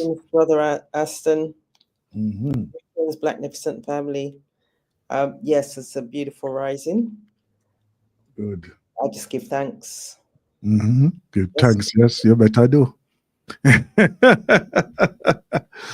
You better do as we dig through our winter wear. Yeah, so. Anyway, great to see you. And if you wish to see us, you can watch us live on the Facebook and also on the YouTube as well. YouTube Blacknificent Radio Show. Okay, and if you want to join in, right, the lines are open on 074-953-953-60 and also on 0203-576 1786 as well. You can join us on there as well, right? And also, yes, you can view me on the Tickety Talk, and you can listen in also on there as well, right? Just type in Blacknificent, and this man Dessa will pop up in your face, and you can join in there as well, right? And your commentaries are welcome in any form that you wish to come in as well to join in the conversation this afternoon. Right. So, my dear, how's everything going over there, sir? Well, go on, Jamaica. I'm, I'm just, like I said, I'm feeling highly blessed and favored. Yeah, there's lots happening. There's an organization preparation for the Grandy Nanny Yes. celebration, uh, Mhm. Heroes Day on the 20th of October, 2025. So there were it's a 3-day celebration, cultural celebration that's happening in Moortown Mhm. on the Saturday, the Sunday, and Monday. The Mhm. Sunday, we are going to be having a language. So we continually build upon what was done in the previous years. Mhm. I'm looking forward to thinking, hang on a minute, how do we retain our culture? How do we ensure then that the baton is handed over, that the young people can speak the language, appreciate the language? So there's going to be lots happening to add to what had happened in the previous year, but Mhm. also to think about how do we take it the one stage further. And then on the Monday, there's going to be lots of cultural dancing. There'll be ministers and others who will be speaking about their thoughts in relation to greetings, morning. Speaking about their thoughts in terms of our theme, which is, and it's 286 years, Guardians of the Land, Mhm. honoring our ancestral legacies. Wow. 296 years. 286. 86. Yes. My word. My word. So there will be a It's Zoom link. that's almost four generations. I'm just doing the calculation, say 70 years. That's almost four generations there. Yeah. Yeah. Yeah. Go on, go on. So there will be a Zoom link which I will share with the Blacknificent family once it has been published. That will enable you to um, Viewing. viewing Mm-hmm. whilst the celebrations are going on. And I believe that Zoom link will be available for all 3 days, even though you may not be able to, because we're going to be there's going to be like on day one when we're looking at the history of our people. So there's going to be like models of what old the Maroon settlement used to look like. There'll be the games that children used to play back in the day. There'll be the tools, whether it be for hunting and or cooking, that our foreparents used to use. See, obviously, you'll get an opportunity to see some of that. We'll be talking about the medicinal, the food kind, and the food stuff, and that will be carried forward, obviously, to the next 2 days, whereby some of that food will then said be cooked. So I know we've spoken about carcoon before. Yeah. Yes. This elusive carcoon. Yes. Well, now, and yes. And for the non-meat eaters out there, it is a beautiful, beautiful, beautiful, beautiful dish. Full of chat, you see. Go on. And we will, um, our guests in live persons will have an opportunity of purchasing some of the foods, such as your carcoon, such as your blue drawers. There is possibly another English name for it, but those are the two that I'm familiar with. No. Just leave it at that name, right? And don't worry about what other people want to try call it. Yeah. We on that though then. we do, and and what the Colonel and others within the community have just highlighted or said in relation to that is that when our foreparents would go to the bush, and they may be gone for a day, they may be gone for a couple of days because they're obviously traveling. They may be traveling to other settlements or other parts of the island. So they will ensure then that they eat off of the land. There's no fast food, which is what we often depend on, whether it be in the UK, the Americas, and or here. There's no pick up a phone and you dial in and someone comes on a motorbike or a bicycle or hands you something having come out of a four-wheeled engine. You had to be able to recognize the herbs and everything around you that's green. You needed to recognize what the medicinal and or nourishment benefits each and every one of them had. So those are really some of those conversations that we will be having. And then on the Monday, there'll be the playing of the drums. There'll be the first, and not even only on the Monday, but coming up to the out within the whole of that weekend, there'll be the playing of the drums and the blowing of the abeng, the first form of communication that spoke volumes above and beyond what we now perceive as the modern technology of the mobile phones. We were able to communicate across many miles, and depending on the nature of the blow would depending on the message which you overstood and you were able to act upon. So we'll be bringing all of that to life. Wow. Well, yeah, I know that you got a full agenda for those few days, and Yes. I'm sure that you'll be participating in the administration and organizing of those events down there as well. And so I know you're going to be busy, but one request: could you take some photos and everything so that you can share with the Galaxy family? And Photos possibly easier. There'll be, like I said, there'll be video recordings and things like that. So I will aim to do some of that as well. Just to capsulate everything while going there. Yes, I will aim to do as much as I can in relation to that. Yeah. You know, because obviously, you know, we're over here, and for those who don't who know of, right, to experience that there is an actual celebration around the history of the place and the events as well leading up to there as well.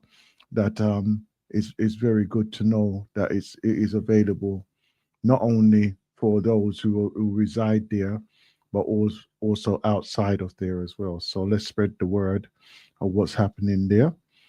Irrespective of how we feel about the Maroons in one way or another, right? Let's just enjoy the fact that they are there and that they are part of the history, as Akala was saying, putting aside his personal differences and feelings, just appreciate what it is and what's available and what we can learn from them as well at this time, you know, as well. Yes. The thing that I come to realize over the years, and it's greater authors, brothers and sisters than I who have mentioned it in terms of who's writing our story. The person who's writing our story is not going to write it in a way that will uplift us. They will provide us with all the distractions, and as we have those distractions, we will do that infighting. We'll do that. You are better than me, or I'm seen more favorable. So we have a narrative that runs through our head that runs through the fabric of society. Mm. You touched upon it there, and I got myself into a heated discussion. Traveling on transport to go to my friend's mother's homecoming, Mm. and I heard the gentleman speaking about the Maroons and them being traitors, Mhm. and I got into that. That's a regular statement that I've heard it when I've Yes, mentioned it as well. yes. And like I said, there are those who are greater than I am, who have more knowledge than I am, who can answer it. But the thing that comes to my mind is that the person who's telling the story is not the person that sees us in the best interest. So the divide and conquer happens in our stories, and what's been handed over and what's then become part of it no longer becomes folklore, it becomes fact. And you're thinking, hang on a minute. Well, I heard it in school. Okay, I understand where you've heard it. Mm. That doesn't necessarily mean yes, but and you get into that discussion. And the one thing that I recognized, and I don't necessarily want to open up this debate, but I recognized in relation to how I responded. Mm-hmm. If I look at it in terms of present day, and I think to myself, if whether or not wherever you are and wherever you live, if someone comes and knocks on your door and you don't know them, would you automatically allow them to come in, sit down around your table and have something to eat? They could say that they're hungry, they could say they're thirsty. Would you Right. automatically do that? Or would you, if you're out and you see the person in their environment and you see that they're hungry or thirsty and they ask you for something to eat, is there a different mentality? Mm. And I would say there's always a different mentality. Someone knocks at your door, and the other analogy then that I would put to that is that many of our leaders, heroes, sheroes, many of them have been have transitioned through not someone who they've met on the street as a complete stranger, but as those who are in their house, those who they've invited in to sit around the table and to have a bite to eat. Yep. What our heroine did in that time was to use a form of what's the word I'm looking for? It will come to me. Strategy. I'll use the word strategy in order to work out the good, the bad, and the indifferent. Mm-hmm. And those that were perceived to be bad, we no longer took tea with you. Those who we went out and we saw your plight and we recognized where you were at, we effectively gave you some bread. We took you out of that situation. There's the trend. There is the trend over here. I would say it's a trend, but it still carries on. You know, like how unfortunately, there's a lot of funerals around, right? And there's some professional mourners. The one that come to the church, and then them there at the reception. Who are they? Did they know? Did they know the person? Oh, but I know of them, and they'll have the biggest takeaway box with them as well. And some people will just plan their life around that. Where you dressing up going? Right? And although I say tongue in cheek, right? But it's the very same, the mentality of those who would come and scavenge, not only just a meal, right? But to scavenge, to bring you down in character as well, And we have to be aware that those people do exist, no matter how much good we're trying to do. right? Because they will sit down there and they laugh and caca with you, and Mm, then behind you, they're really tearing you up, tearing you down. You mm, know, mm. so it does happen, and I'm sure as you alighted that bus, you would be spoken about as well. Well, one of the elders, a sister said, just let it go because they are not open enough to hear any different. Mhm. But I didn't phrase it in the way that I phrased it just now for the I Blacknificent know, family. I So know, I that know. I threw in I responded to the statement with throwing a rock into a Mm. still pond. Oh So wow. all I ended up doing was helping them to justify their argument. Mm. You see. I'm glad that you confess it. You confess that here Yeah. live on Galaxy, because Yes. everybody think that you're just a smooth operator.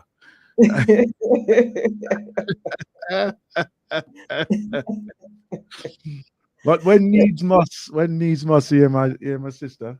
So When needs must, it's not even that's how it go. I wouldn't That's how say things it's go when sometimes. needs, it's not when needs must. It's with hindsight. What Mm, I recognize and understand is that with hindsight and with grace to say, okay, I put up my hand, I got it wrong. mm, The argument was still valid, but I approached it in a wrong way.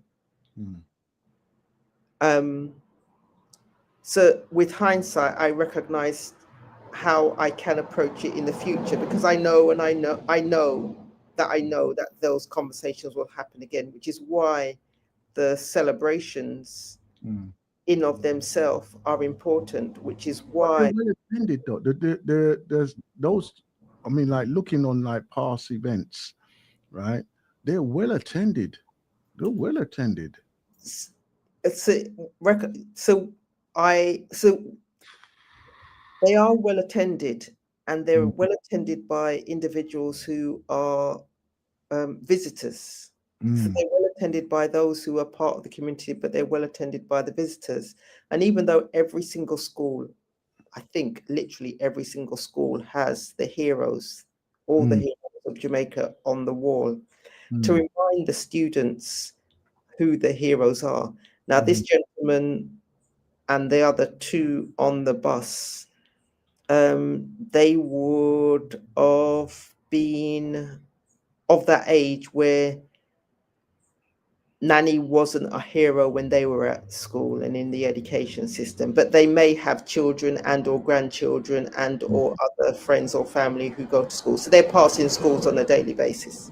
mm, So they're seeing the images, but because of the education system then and the education system now, mhm. the narrative for them in their head has not changed. And unless we can look back with the knowledge that we have now Mm. and hindsight that we have now against anything that we're looking at and recognize we're wrong, right, or actually there's a middle ground. So unless we have we can be humble enough to review. So I'm not saying live in the past, but I'm saying every now and again we just need to just look back, check where we're coming from, and then keep moving. There's something I'm listening to in terms of the science of getting rich, Wallace Waddle. Mm. The statement that he says, which resonates with me as I listen to it: "Let the dead bury the dead.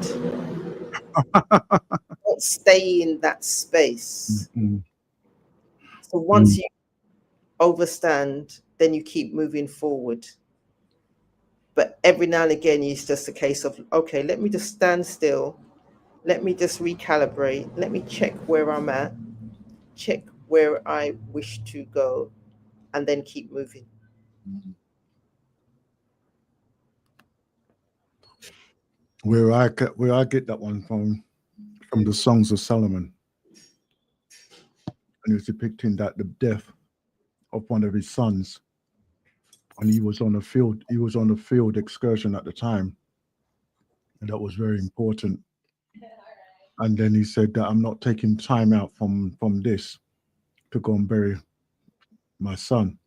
Mm. So he said, "Let the dead bury the dead." Mm. So Mm. that's where I take that. That's where I take that quote in, that Mm. from where I heard it initially. Mm. You know. So Mm. And sometimes and I'll speak for myself, sometimes I get caught up in the historical looking back. mhm. And I always remember his name will come to me, I can see his face, speaks about the dog and the lady and the porch and the dog sitting on the nail and Mm. crying out. The man's going to work and he hears it on the Monday, he hears a dog Mm. crying on the Tuesday, he hears a dog crying out on the Wednesday, the Thursday, and the Friday. Mm. And Saturday, he says, you know what, I'm going to have to go and speak to that woman and let's find out if her dog's all right. And when he has that conversation with her, she says the dog's not yet felt the pain. He's staying in the space that long that he's not felt the pain and he's not prepared to move on. Mm. I don't want to live in that space. It's recognizing then that from a history point of view, I may change my views Mm. because of additional knowledge and wisdom that I've gathered here today. And then I move forward. Yeah, exactly. Boy, I tell you, made too many philosophical teachings over our time, and there's more to come. And as long as you're not prepared to hand in your chips today, and none of us know when we're going to be handing in our chips, there's always learning to be had. Mm-hmm. It's being open to that learning. We may not always agree, but let's have the dialogue. Let's have the discussion. Let's then, if I disagree, let me go back, do some research, to sit down and meditate on it, think about what's being said, and then think, okay, I agree or I disagree. If I disagree, why do I disagree? What insights have you gathered from that dialogue? What discoveries have you gathered from that dialogue? What gratitude and thanks can you just give to the fact that, you know what, I was there in the moment and I heard the dialogue. Yeah, I mean the thing is that when you're in that frame, right? It's hard to time unless you are in the state of awareness of what's been happening, right, and what is happening, right? That you can be could be like drawn along, just like how you have, right? And then as much as what we're drawn along, right? There's always that point of where, boy, we're gonna do something out of instinct. Is to put ourselves in the preparation of that instinctive behavior that we, right? I mean, like you even mentioned it, hindsight, right? Our instinctive behavior should represent who we really are and what the message is that we really want to put over, right? Now, earlier on, I mentioned about, do you see yourself in the future, right? Or even in your own future? And when I say that, right, it's because people are unaliving themselves on a regular basis, right? And I said that there was person who was saying that 4 of his close friends took their lives. 4. You understand? So can you imagine the trauma that person is going through? What could I have done? What should I have done? And everything else. And like the reason why he's come up on my line is because he's doing a charitable event to bring awareness of wellness, right? So therefore, this was his thing of why I'm doing this. Why am I going to do this wellness walk? And that was the reason why. Mm. No? So in other words, we got to be in preparation continuously. Mm. You understand? Right? We're doing the work. We're doing the work. We're Mm. putting ourselves out there. We're Mm. being active in our communities. Mm. Right? Even for the young people that you're mentoring, Mm. right? They're of that society, sorry, society, that community. They're of that community, right? And then for them to hear of an adult, right, who would be willing to stand up to protect them, Mm. because obviously, are they going to hide their identification? Mm. Probably on some occasions, yes. Mm. In that young person, Mm. right? But if they've got the confidence to say, no, I am who I am, Mm. you know, Mm. historically, this is what's happened, and make a good representation of it. Mm. Mm. Yeah, Mm. and it's important, Mm. even even in the face of like not non-listening, Mm. non-compliance, Mm. right, or total rejection, Mm. right, as we know a lot of Jamaicans can be at times, Mm. right? But you got to be able to stand up. You got to have that strength. Mm. Mm. As what them say, truth will always win. It will, and it's in some the other thing that I recognize in relation to what you've just said there is that sometimes we need to guard our minds. Just because something has been said doesn't necessarily mean for me that I need to respond. Again, one of the programs that I'm looking at and just working my way through, Verbal Aikido, James McNeil, brilliant man from a communication point of view. And one of the lessons in there is just because someone says something doesn't necessarily mean that they want an answer. They could just be verbalizing. They could just be wanting to get it off of their chest. Once you then respond, it then it grows into another, it morphs into another conversation. And it takes you down a rabbit hole that, quite frankly, they didn't actually really want to go into. But now you've put it out there, they will come. You will end up meeting at the bottom of the barrel because you're arguing over something that has little or no significance. It's not actually going to take you any further. All that they wanted to do was give them a chance to vent and then move on. Because that venting, they're not actually it's not venting from an adult to an adult conversation. No. It's venting from a childlike, a trauma, rebellious child, or it's venting from an adult who is either a nurturing adult or a critical parent, a nurturing parent or a critical parent, but they're not venting from an adult to adult, because if they were, they wouldn't look at it in that way. They wouldn't respond in that way. And that's, for me, guarding my mind. Again, other things that I'm reading, it talks about it in terms of Science of the Rich. It talks about in other books that I've read and or reading. You need to be mindful of what you're picking up. Those shiny things, some of them just let go. This is one of the points that I wanna touch on, right? And it's within the context of what you're saying here, right? You have identified, right, a point of where, like, being triggered. I'll put it this way. I'll put it that way. Being triggered. Being triggered by what, who, and when, right? And all those contexts as how you could be triggered, right?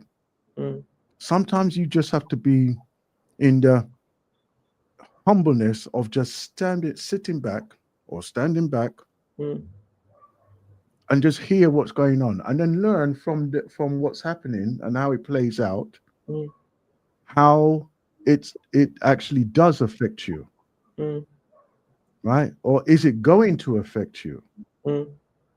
right? The reason why I say that, obviously, is because there are so many times where we are putting ourselves and we're putting ourselves up in the front line for defense, Mm, and yet it is not in appreciated. It's not being appreciated by those who we would feel would want what we would expect. Sorry, what we would expect them to appreciate it. mm, Now, when we have that, right, we have to realize that it's not every argument needs to be defended, mm, mm, because we could also be put ourselves in a different category of mm, being the creator of what's new. mm, Yeah. mm, And then how to position ourselves, how to be in that space of creating what's new. mm, mm, Hmm? mm. Yeah. Yes, because once you recognize your triggers, it Mhm, makes you a stronger brother or sister, because mhm, then there's some things you're just literally going to walk away from. There's some things you'll put on stack and you think, okay, I'm going to come back to this conversation, but I'm going to come back to it when we can have a conversation, an adult to adult conversation, rather than uh, um, critical parent to a nurturing or to a unresponsive child. We can mhm, have a conversation, because if I know me, and that's one of the things that I would encourage our Blacknificent family to recognize. Know as much about yourself as is going. No one should know more about you than you. mhm, Know what triggers you. Know, be in a space where you can rewrite in seconds the narrative that's happening in your head if you feel, hang on a minute, I ain't feeling good about this. mhm, Or you're telling yourself, hang on a minute, I'm not worthy. And then before it even gets out to the last letter of that statement, you've cancelled, and you've moved on. mhm, You're thinking about how brilliant you are.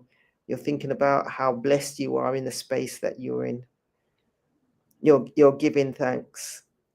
I know I saw a clip of yourself earlier on a few days ago where you were sitting down riverbank and you was having a drink. You were giving thanks for the space of where you are. yeah. Watched the clip and you were watching the water and you was filming the water, and I thought to myself, you know what? Do we often just take time out Mhm, to just give thanks? exactly. Exactly. Do we? Do we? That is exactly the reason why I make it a habit Mm, whenever there's the opportunity for me to do that, mm, right? I will do that. I mm, will put myself in that space of, you know what, just take that moment of stillness, mm, right? And mm, give thanks for what's happened and where we are, mm, right? mm, Have that personal check-in space, mm, right? Like what we try to do, well, what we do here on mm, on the Blacknificent show, mm, right? mm, We bring it up, we bring it to such a space that all those who have been able to be with us, right, that they're able to take that personal joint journey, mm, appreciate who we are, what we were able to do for ourselves, mm, right, and what we're able to do not only for ourselves but with ourselves, mm, you know.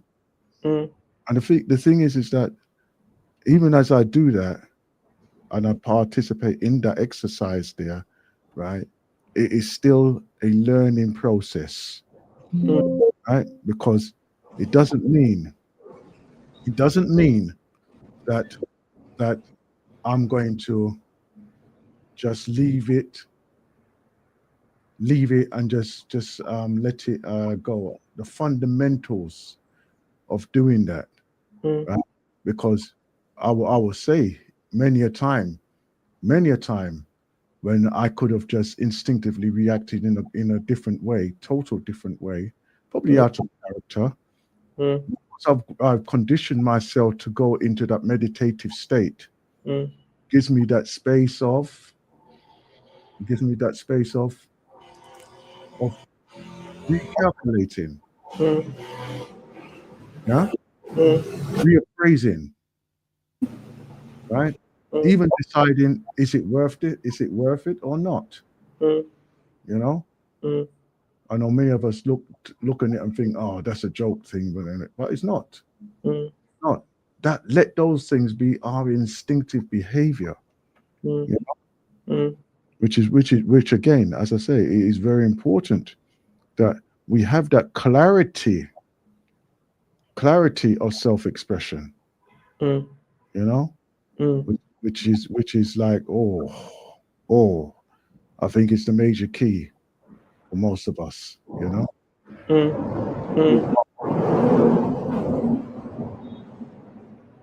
Yeah, that clarity of ex- expression and the ability to be still can give you so much in terms of then when you start walking and you walk forward with a purpose, and you walk forward with a renewed confidence and renewed vigor because you've had that chance just to do that quick reset. You've had that chance just to be centered and to be still and to recognize where you are, because the nature of life is going to throw things at you, good, bad, and indifferent. Oh, We regular basis. we Yeah. need to be prepared. That's what life is. If any of us wanted an easy road, we should never have said, I want to come down. I've got this stuff. We should have effectively stayed where we were. But the fact that we are blessed in order to be here at this present moment, in this time, in this space, then we're here for a purpose. Let's live our purpose. Let's find out what it is first and foremost. And then once we found it, let's live it. What is one of the things again, right? I know that word purpose has been coming up quite often in our conversation, right? And even as it comes up in our conversation, we have to realize again, right, that it's kind of creating and being aware of our comfort zone, but don't be comfortable within that comfort zone, right? Always seek the challenge within that. Yeah. The only thing that we need to be what we should be comfortable with is being comfortable within the comfortable, uncomfortable in the comfort zone, being uncomfortable. In other words, don't settle. Yeah? Don't settle. Because just like life, as it progresses and it moves its parameters, we need to move our parameters as well. We need to be adaptable. Yeah?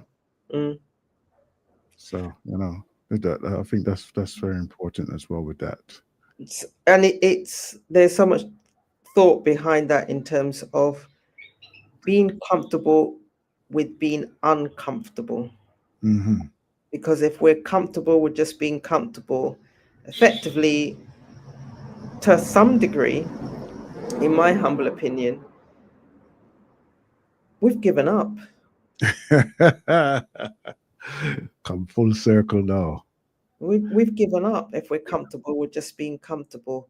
There needs to be an element of, you know what, there's something out there that I am still, even though I've found my purpose and I'm living within my purpose, there's something else that I need to do. There's another opportunity. There's someone else that I need to speak to. There's a conversation to be had. There is a soul to be touched. There is energy to be exchanged. And you can't do that if you're just sitting down there thinking, you know what, yeah, I'm good. Because we can all be good. And that's the thing that sometimes we don't always appreciate.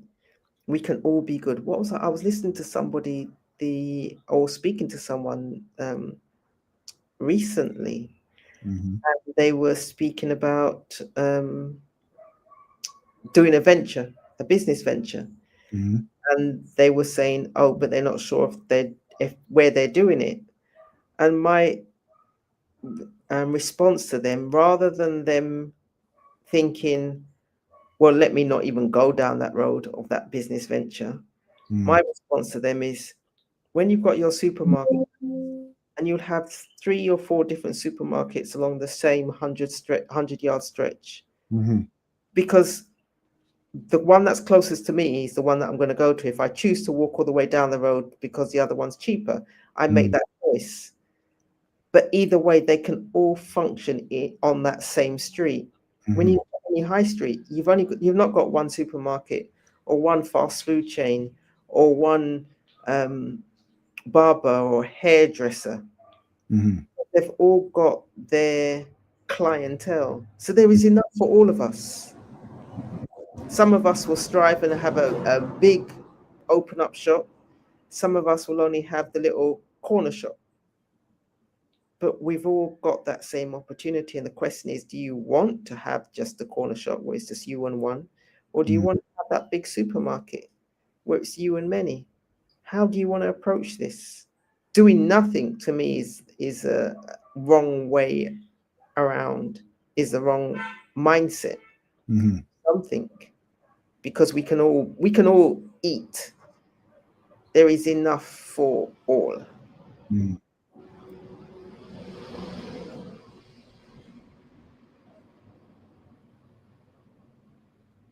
You still there? Yeah. Okay, go on.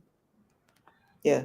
You're I know that you'd share the number.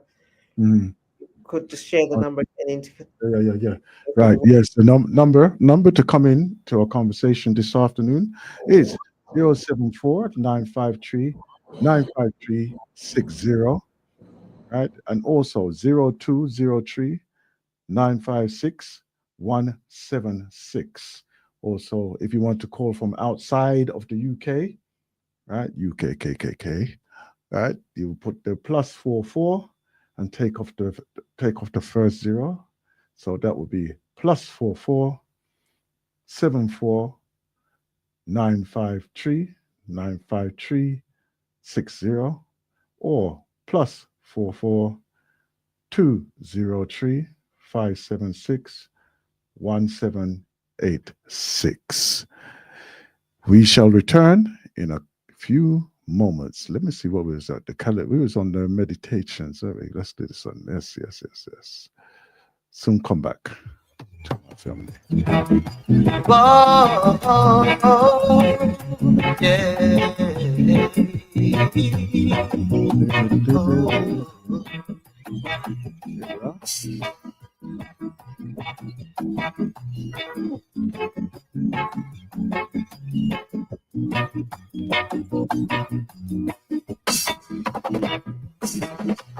Why do we keep pressuring our brothers in this time? Offer a change and we've got to change. Wishes there for everyone to see. Offer more laws, yes, to cut crime way. And we've got the laws to wish we all agree. Same way we all for these things and stand up for alright. Why can't we give some love and stop a fuss and fight? Just like how we get used to the changing of the time.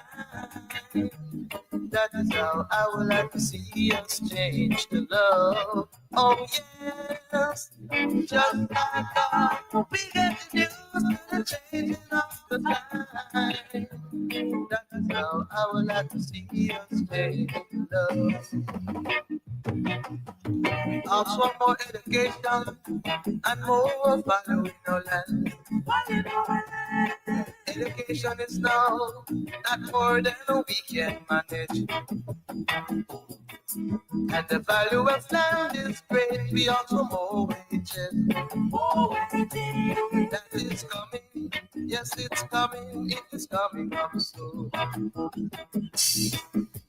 Same way we are for these things and stand up for right. Why can't we give some love and stop a fuss and fight? Just like how we get used to the changing of the time. That is how I would like to see us change to love. Just like how we get used to the changing of the time. That is how I would like to see us change to love. Just like how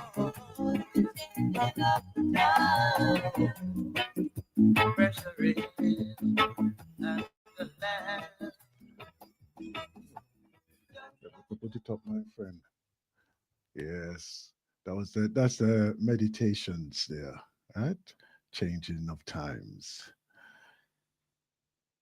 All right, our sister Sandra was doing some profound teachings right there. So, right, profound teachings right there, prior to our little break there. You know.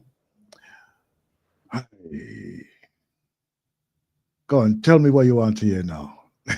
I just fling it for the listeners. Yeah, go ahead. No, I was just recognizing then that we had a comment on that came through on Facebook, and I recognize that, as you said, we are live, we're streaming live, or you're streaming live. Yeah. When you think about, for me,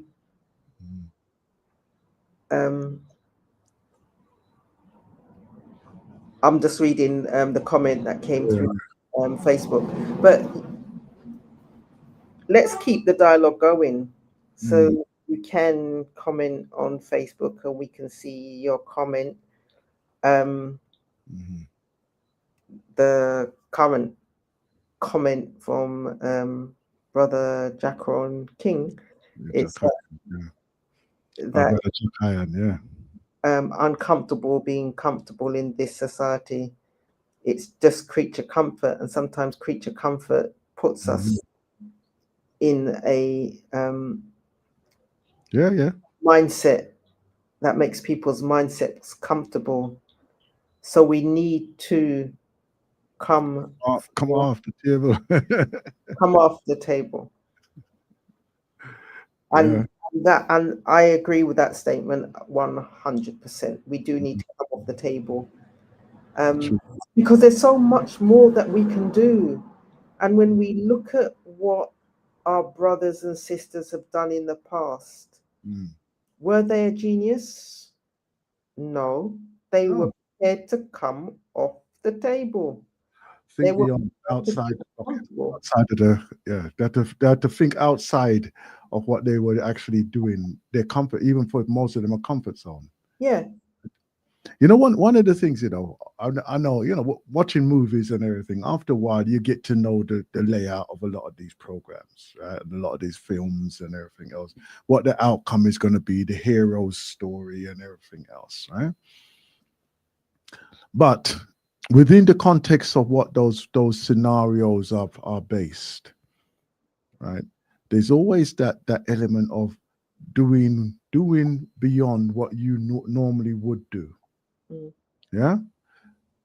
Even if it's a case of oppression, right? I do enjoy like the athletic ones, you know, the ones about the athletes who overcome major like surgeries and things like this, and you know, to come out and then do what they're doing as well on top of that. And when you look at what is being depicted in there, right? I mean, the last one I was watching was one with Curtis, 50 Cent, right? And he was playing an athlete. Who was an American footballer, right? And just coming out of college, so he was on the verge of becoming a professional, ready to be drafted into the professional football league. And it was literally in that last few months, he became sick, and he was having tumors, cancer, and everything else. And then he went through the treatment and all that. Now, this is the point what I took from that. The young man who's playing the part, Curtis, right?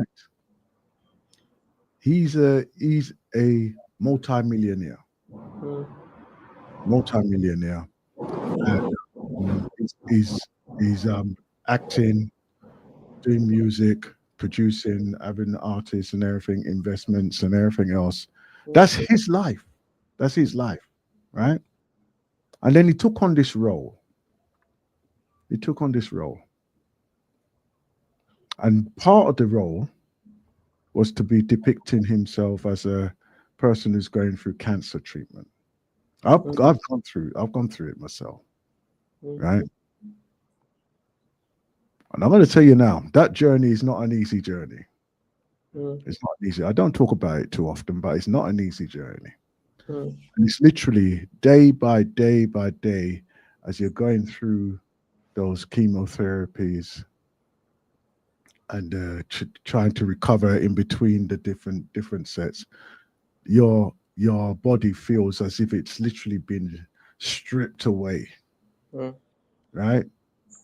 The condition of your body is just totally emaciated, right? Dehydrated, right down to the maximum. Right now, imagine now you're asked to play that part, and you're in a state of, you know something, I'm comfortable, I'm good.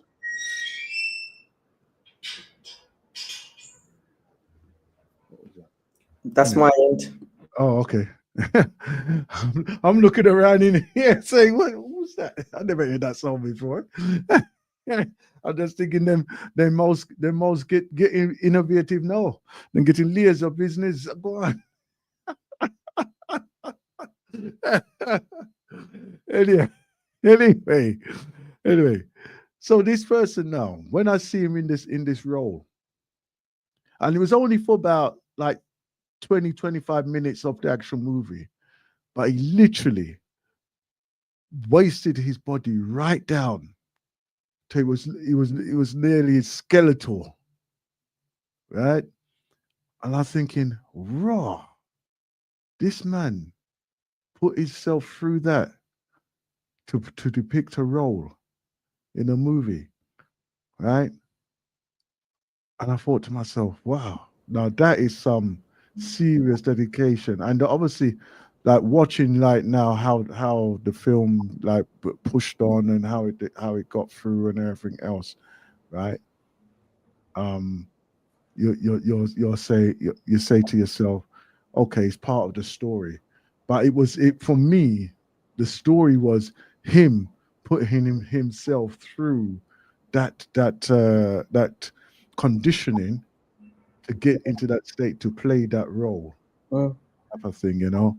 And I thought to myself, I've seen it a few times, but never to that extent. I've seen like, you know, actors do different things with their body and stuff like this, but I've never seen anybody do it to that extent.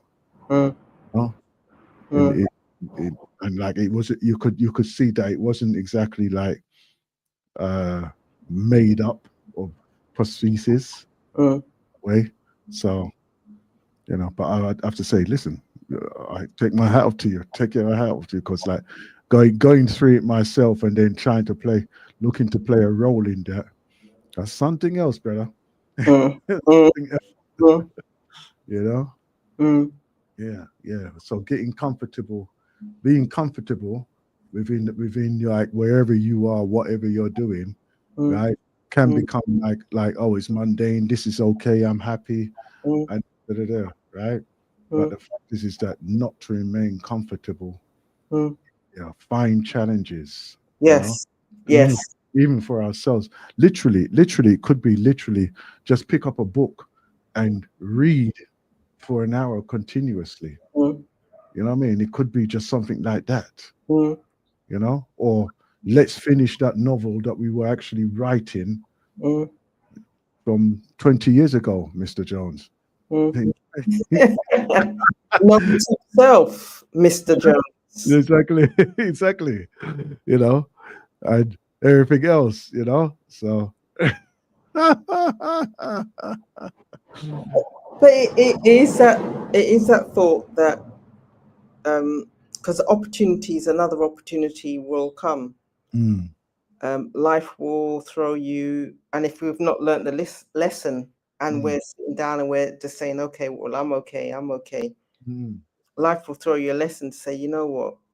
Okay, it's not where you're meant to be. Wasn't your destination. That wasn't your end purpose, just to be okay. mm, Your end purpose was to do A, B, or C, depending on what your life map is like. It's almost like thinking to yourself, okay, I'm going to Scotland, but you know what? I'm just going to stop in the Midlands. Even though I know that my end destination is supposed to be Scotland, I'm going to stop somewhere around Leicester, or I'm going to stop somewhere around Leeds, and I'm not going to go any further. Why? mhm, I don't know, but I'm just going to stop anyway. mm. And there is just so much more. So, as you said, in terms of the actor having been Curtis, prepared to, what's his name? What's his name? It's 50 Cent. Curtis something, isn't it? I don't know his, I only know his I got Curtis Walker in my head, but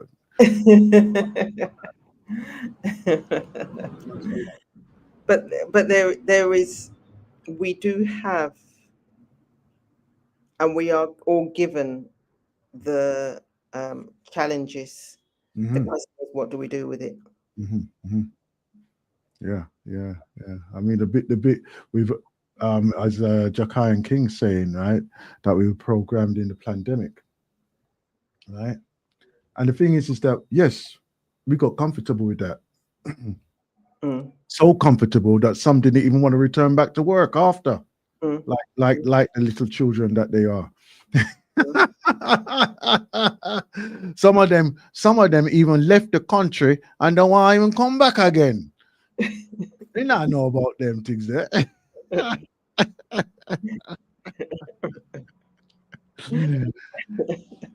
But then again, you know what? It's probably worked out for the better anyway, and it was very very timely as well in So, quite a few cases that I know of anyway.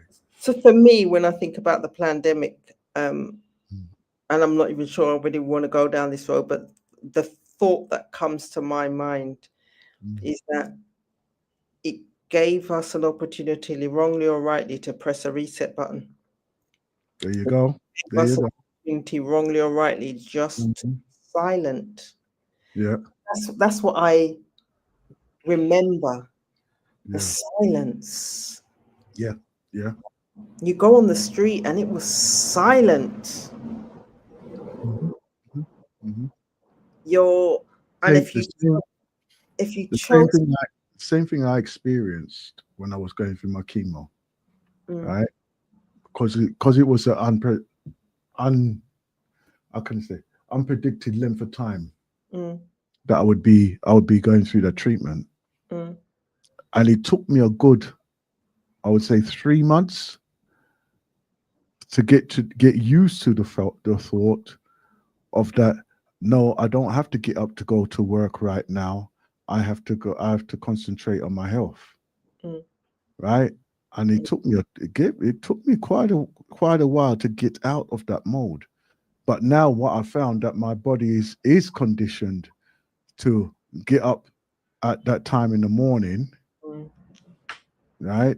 And I mm, feel more comfortable getting up at 4 a.m. in the morning mm, to get on with my day, mm, because what I would found I was doing, I was sleeping very erratically, mm, you know. mm, So in other words, yes, I've been conditioned myself, mm, but I'm using it to my advantage, mm, right? because I have to do the full-time caring and everything else. Mm. That I'm using it to my advantage to have those few hours in the rising for myself. Mm. You know, Mm. so therefore I'm able to put some the quality time into myself in preference to getting up, trying to look for myself, my own well-being, and the well-being of my mother at the Mm. same time. Mm. You know, so Mm. just have to just try and balance it out because it's wearing me. It's wearing me that you can see. It's just tearing me down. So, but as much as we are laughing and thinking in terms of it's tearing you down, the taking the moment in order to be silent or to slow down and be present, you can't do it in the moment because there's lots of shiny things happening. So I'm doing it at the beginning of the day, and sometimes our mind's so shattered from what we've been doing throughout the day that at the end of the day may not necessarily be the best time. So it's working. Got to build up to that. Work out your rhythm and work out what works for you. Because if you're shattered and you do it, you choose to say, "I'm going to do this recalibration. I'm going to do this." Review of the day. You're doing it when your mind's tired. You're likely to be in that space of, okay, I'm thinking about this, and then the next thing you realize is that you wake up and then it's the next morning. You've not done what you wanted to do. So find a time. And oh yeah. I mean, not even rising is the ideal time. To just do that recalibration, to do that thought process, have that thought process, to be prepared to do that introspection before you then greet the rest of the world and you think, you know what, I'm ready for you. Regardless of what you're bringing on, I'm ready for you because I've done the work on self. I've had a chance just to do that self. It's almost like an athlete patting themselves down and thinking, okay, yep, this muscle's doing what I'm feeling no pain here, I'm feeling no pain there. Yep, I can now go out there and I can run, do the rising jog. I can do the walking of the dog. I can go out there and I can do the exercise, go down to the gym because I've got no internal or external aches and or pains. And if I do, I can manage it because I know exactly where it is. And I then won't go on that exercise machine that's going to aggravate it. I'm going to go on the one that I can build it up. Like taking a little piece of what you just said there, we have to do that quality space for ourselves. I mean, like we do it here on the Blacknificent show, that we do the midday meditation, and it's nice. It is nice, and I do enjoy it now when people do come up to me, and they bring out segments of what we do in the program, right? Obviously, Sister Sandra is leading the head on that one there. Oh, she's such a nice person. Where is she from? But you know what? I'm not, look, this is what the whole program is about. It's a community station, right? And we're having these conversations mainly to show that the conversations can be had, right? We may be different in our opinions and what our outcomes are, what we would like to see our outcomes would be, right? But at least we can have the conversation around the majority of the subjects that we choose to have them around, right? And we don't turn anybody away who wants to come into the conversation, right? But obviously, within the context of our points, of our topics of discussion, right?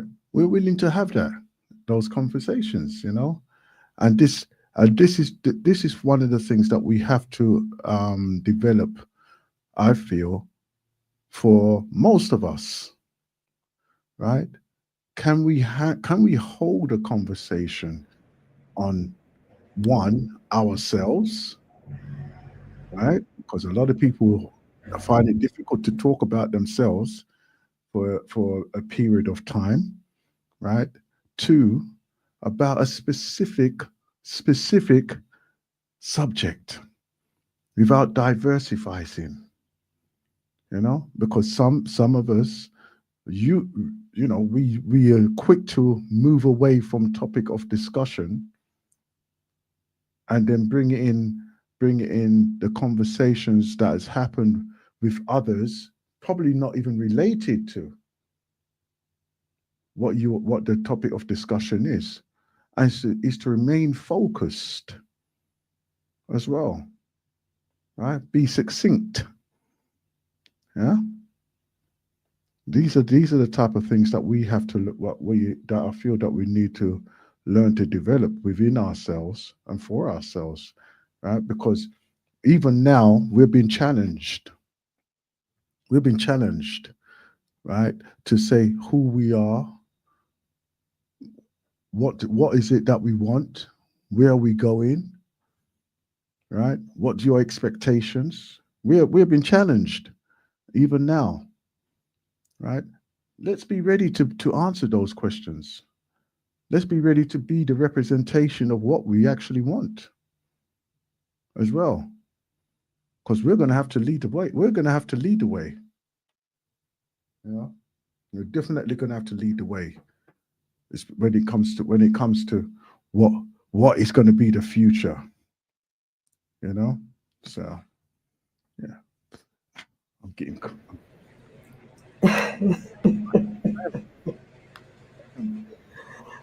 I just like as you've said, just being able to have those conversations,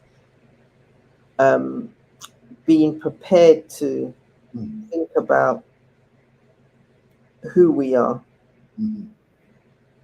and recognizing then at different times we may come across in different ways, but do we actually know who we are? Are we comfortable with who we are? And once we know who we are and we're comfortable with that, do we know who we're not? Again, in different spaces.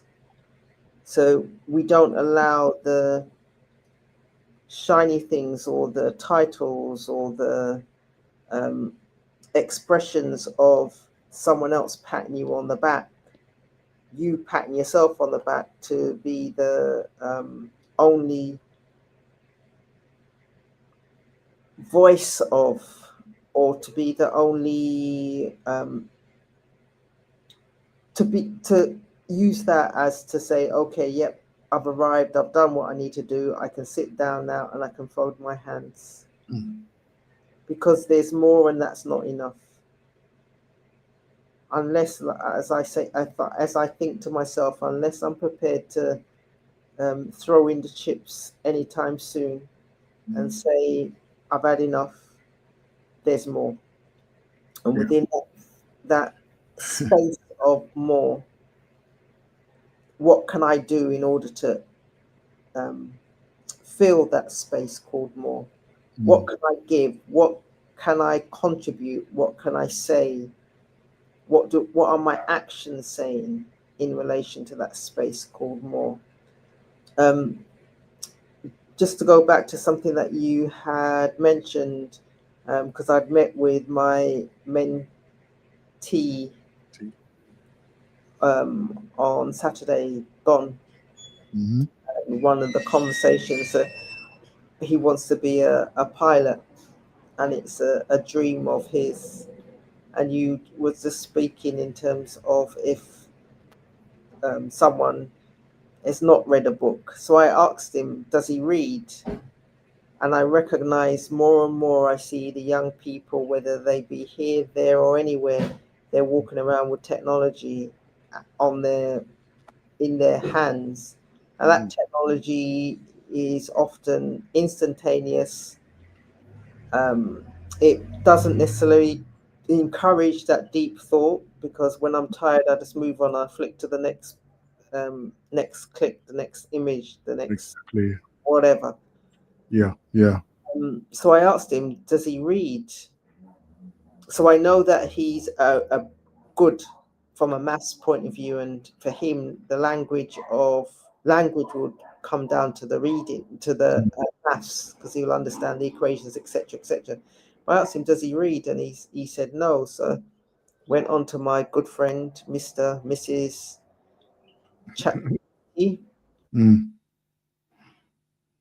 Went on to my good friend, Mr. and Mrs. ChatGPT, to do a search in terms of books around flying, and 3 books came up. One I was actually interested in because it was referring to the black woman pilot and her trials and tribulations in order to get to be the first. He wasn't interested in that. Granted, I understand that was my thing. And recognizing, again, as you said now, we need to be aware of what's for us is for us, where our thought process is it, are we moving the conversation to something that's completely off kilter? And if I'd pushed him down that road, that was going to be my journey, not his journey. But he said he wanted to read about the Wright brothers. So I thought to myself, yeah, that is a good choice. Out the 3 books, that's a good choice. It's recognizing then that you want to fly, you want to be a pilot. What do you know other than present day? And what you're then going to be encouraged when you start to look at the specific from a learning point of view. Let's expand your mind, take it out of the computer, the calculator, the mobile phone, and the various social media platforms and the games that young people are playing. Read the book and let's see what comes out. So I'm curious in terms of what he comes back with in relation to reading that book. But are we expanding our mind?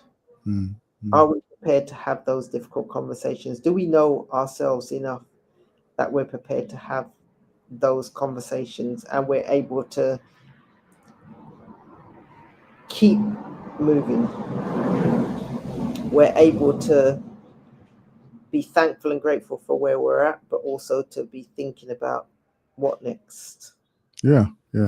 What did it as you're saying it, right? You see, this is why I say that we don't always think in the same technical ways. When you mentioned about the Wright brothers, I said, "Oh, so you want to be an inventor? You don't want to be a pilot. You want to be an engineer, a flight engineer, really, right?" And he might say yes or no, whatever. I said, "All right, well, make me a kite. Well, you show me if you can fly, if you can really fly. Make me a kite." And then see if we can come back with that, you know. Even to say, okay, then let's find out about those things there. I know that before the Wright brothers, there was a group of black men who built an aircraft that flew even further than what the Wright brothers' initial flight was. Oh, so yes, you should always keep that avenue open as well. So I hadn't appreciated that because I just went on the first 3 that came up. Yeah. So if I'd gone 10, it may have come up. But it's the fact of, goes back to our earlier conversation, whereby you have the what they say, the story of the hunter is always told by the victor. Yeah. I said it wrong way around, but you understand the theme. Where I'm taking on board someone else's story when there is actually a story which is greater than the one that I'm taking on. Yeah. Which may resonate and help him to understand the situation just a little bit more. Mm, mm. And if you have the opportunity to print that article off about those brothers there, what actually did build that first aircraft, right? And then realizing that the plagiarism within that, because if he's going to go into that field, there is going to be a lot of that issues that he's going to be facing as well. Oh, so yeah. But the challenge is the challenge, you know. The challenge is the challenge, and we don't want to break them before we make them. Yeah. But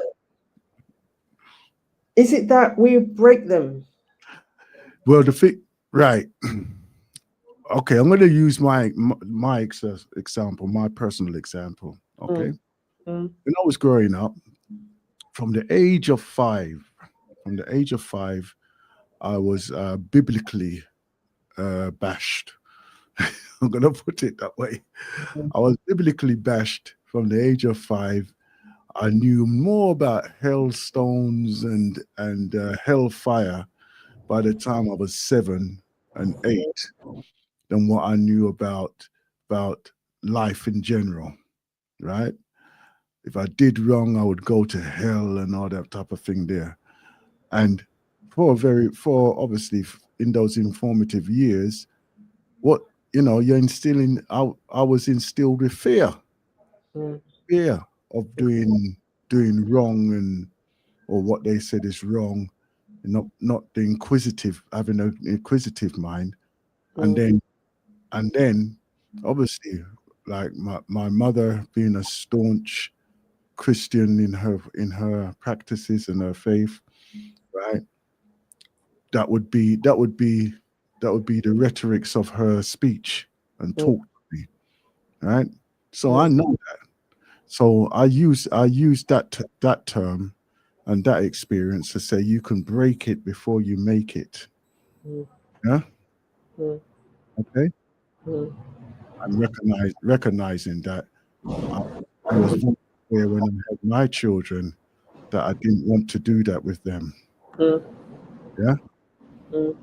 So in many ways, I didn't share a lot of things with them. And then as they came to an understanding of reading and what it was meant to be, and then the parable reading is an in-depth understanding as well. And I looked at to a later age rather than lambast them with that in the first place, you know. And having that early experience just makes you who you are today. Oh yeah. It gave you an opportunity then to look back with the hindsight to think, okay, now I agree or disagree with elements of it, but I'm also then going to do my research and look at the other elements, which you may not had you not had that first experience. And then you're able to then build upon that and think, okay, yeah, some bits of maybe page 1 or page 99 out of the 1,000 book. You think, okay, yeah, that paragraph makes a little bit of sense, but if I put it in the context of the other readings that I've done, then I understand or overstand a lot more in terms of what was happening.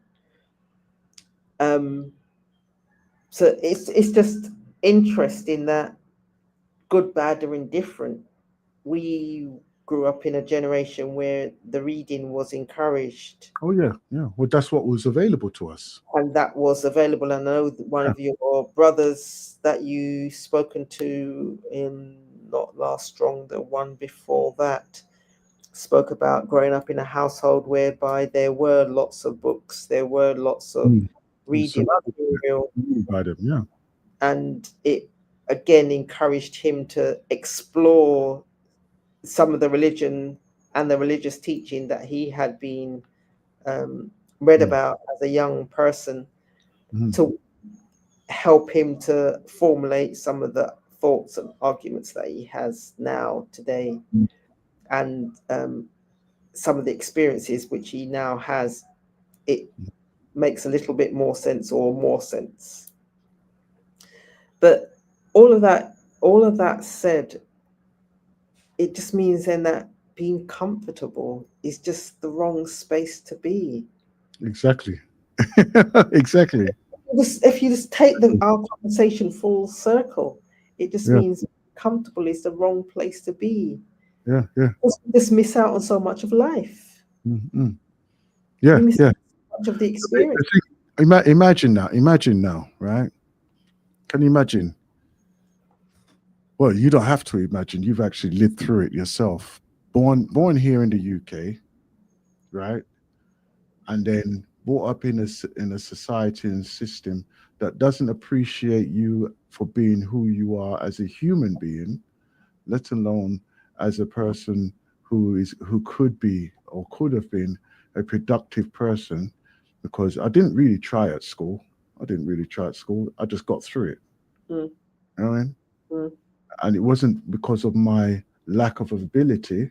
Mm. It's the fact that what was the point? Society ain't gonna do nothing for me. The world ain't gonna do nothing for me. It's gonna come to the end anyway. So what's the use of me trying? That was my attitude right up until the last year of my schooling. So when I realized, hold on, it might not actually end before I finish school. That's when I started. That's when I started to do something about it. Right? Okay. So in that way, there, I kind of like I did myself an injustice in that way. But at the same time, society, the system, and the religious organization I was with didn't really do it didn't really encourage me to be anything different. Yeah. Okay.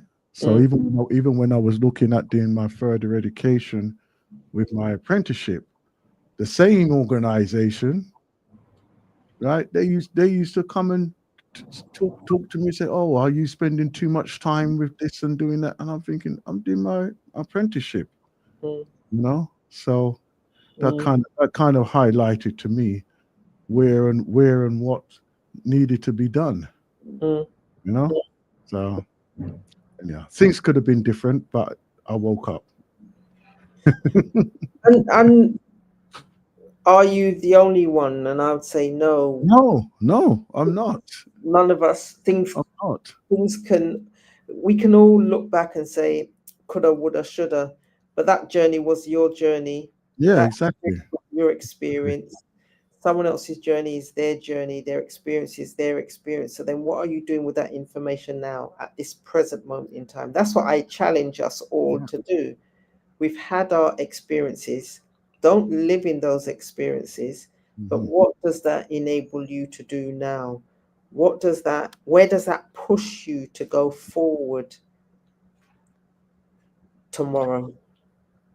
And this is why I've taken my opportunity, right, to say, okay, then, well, that was then, this is now, right?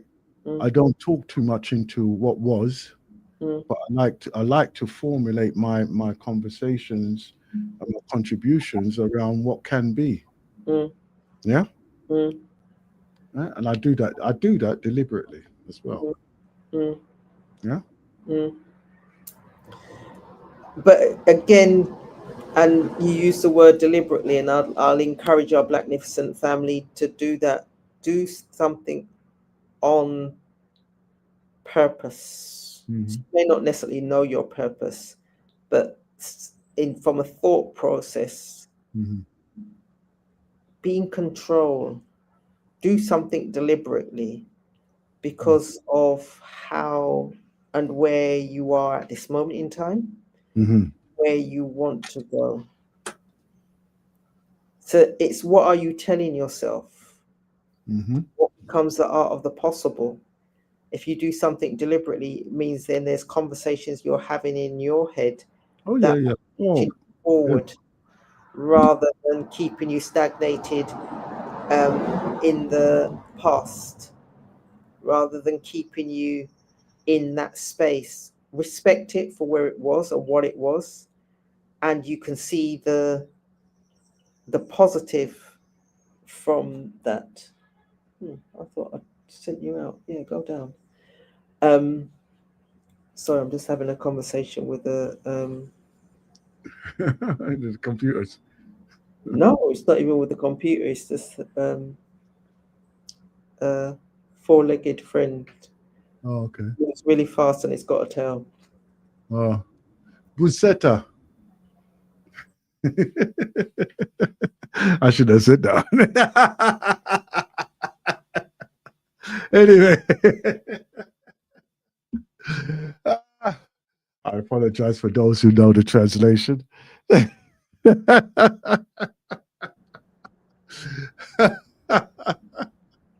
No comment. Oh dear. Oh. Is that a call that you're? Is that a call that you're picking up? No, I'm just looking to see if it's working. There you go. Okay. No, I can't take that call. That's one for me. I can't take that one right now. Okay. Yeah. So if you, because we've only got another 20. My price range.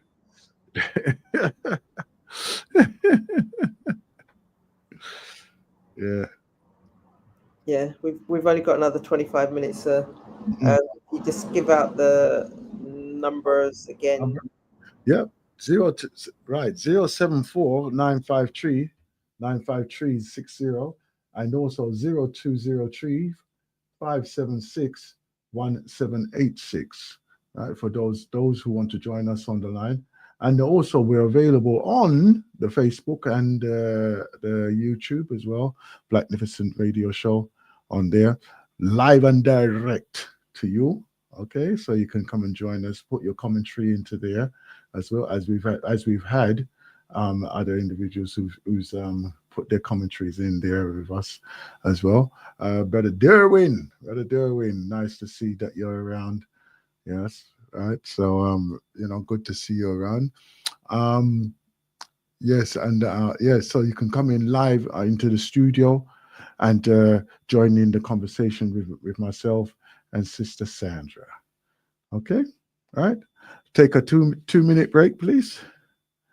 And I'll come back to you. See if I can get rid of this cramp on my foot bottom. Gosh.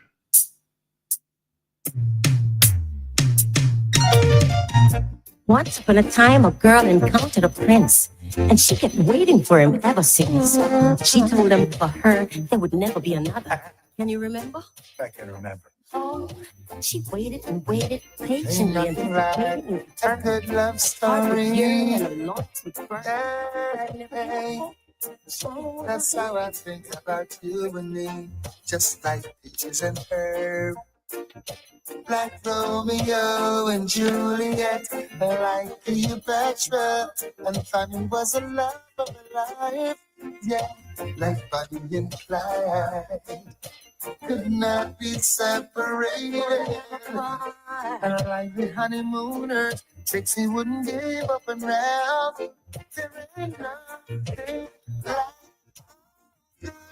story that brings tears to your eyes, often make you fantasize. If you found that 44 good luck for life. Over 20 years in the making, worth every second, every minute it's taken. The moment we'll link up at the right time. We love you from now to the next few lifetime. Make it thanks for every piece, man. All apart, big boats, free up your space, man. I feel like me have a leprechaun in my pocket. And while the dreams are come true, the universe I get wood. We even sink, we not start cast. And being us to make guide you from my heart thought. The two are weak like heroes and psychic. Together we're like a fight, but I'm here with my first time. Not like it. I destiny, see me, up in your foot. You did not deliver, look, but you so in a metro. Me no even if you hear you are recite no own. It's only natural for this skin. Come on to the border.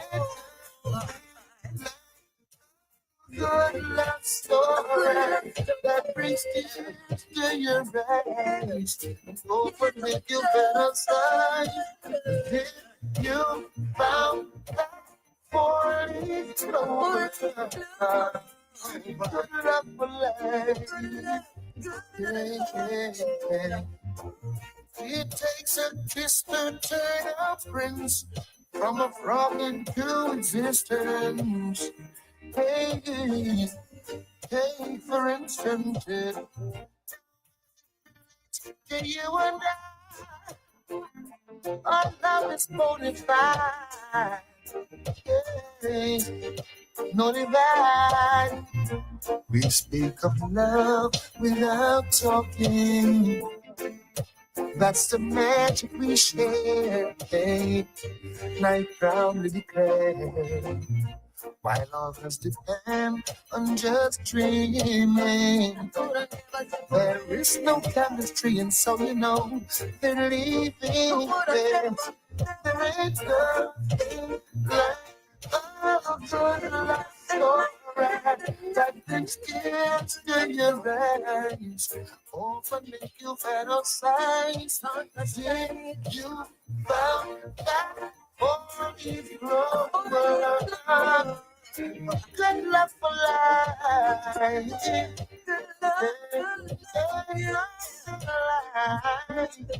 A good love story brings tears to your eyes. Yeah, make you better sign. Found that four-leaf clover. Good love for life. Hey, hey, hey. There ain't nothing like a good love story that brings tears to your eyes. Open make you better sight. Then you found that four-leaf clover. Good love for life. Yeah, yeah.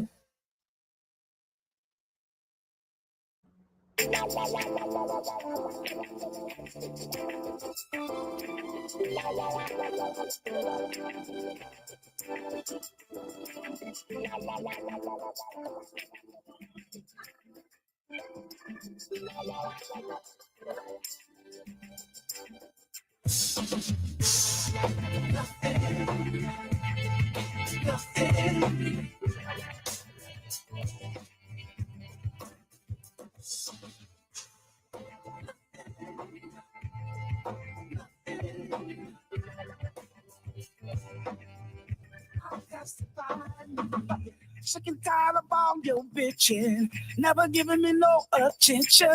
Try to reason with you, just can't understand. No, tell me why you're always running. Every time we seem to disagree, the way you shut me out is killing me. And I said, what? Every day you break my heart. It's like a storm every time it comes. I just say, whoa. Every time you cut me out, you be throwing on the fire. Just your love. No. I gotta find me another shot. Just your love. Oh no, I got to find me another love. Every day is spending, never giving. You must really think you're running game on me. All the Louis and Gucci, I bought it. Time for the Poochie. Hey, all the tender love I had, you took it from me. Say, whoa.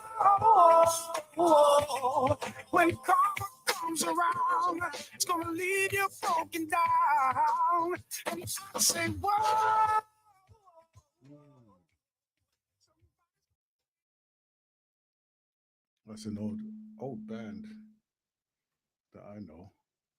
Solo. Solo.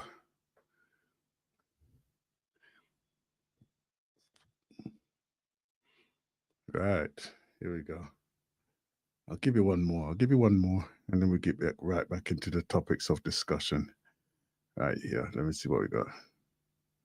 No. Here we go. This one here. We'll do fine. That's it.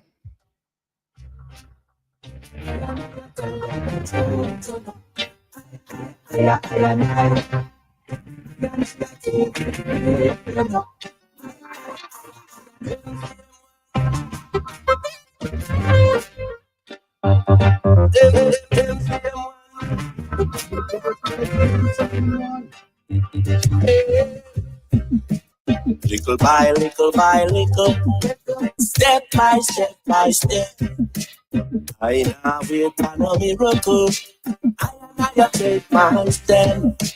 Little by little, step by step, I now wait for a miracle. I do my best. Why they trying to get so close to me? When they know we are not friends. No. Things they do to IRA. Never make them do that to me again.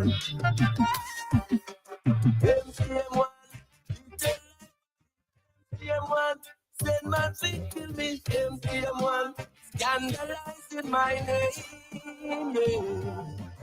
MCM1, try to hold me down. MCM1, now them underground. MCM1, now them want be my friend. No. Which one of them come and say them are no money friend? If you was a money long time, you them would have spent. Where them would have save you for? You say if you're dead, it make them live better. Not enough of them where you say them are your family. When you start rise, them heart full of jealousy. Them know why you live better. Them want to push you down in the gutter. Them a food stopper, them a door shutter. First when them say you a road cutter.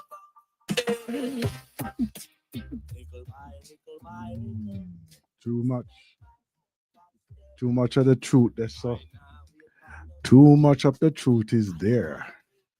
But let's rise above that right now as we move into our next piece of the thing here, of our program for today. As we started off this program, right? I'm looking for confirmation of something here while I'm doing this, right? So you have to forgive me. So I seem like I'm a little bit disjointed at this particular time, right? Anyway, when I started off,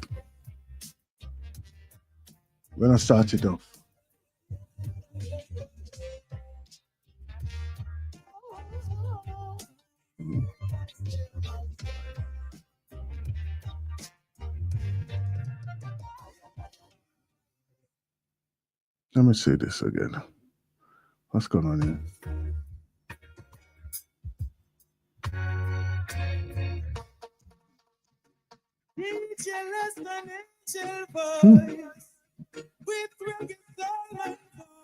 Mm-hmm. Yeah, right. Yeah.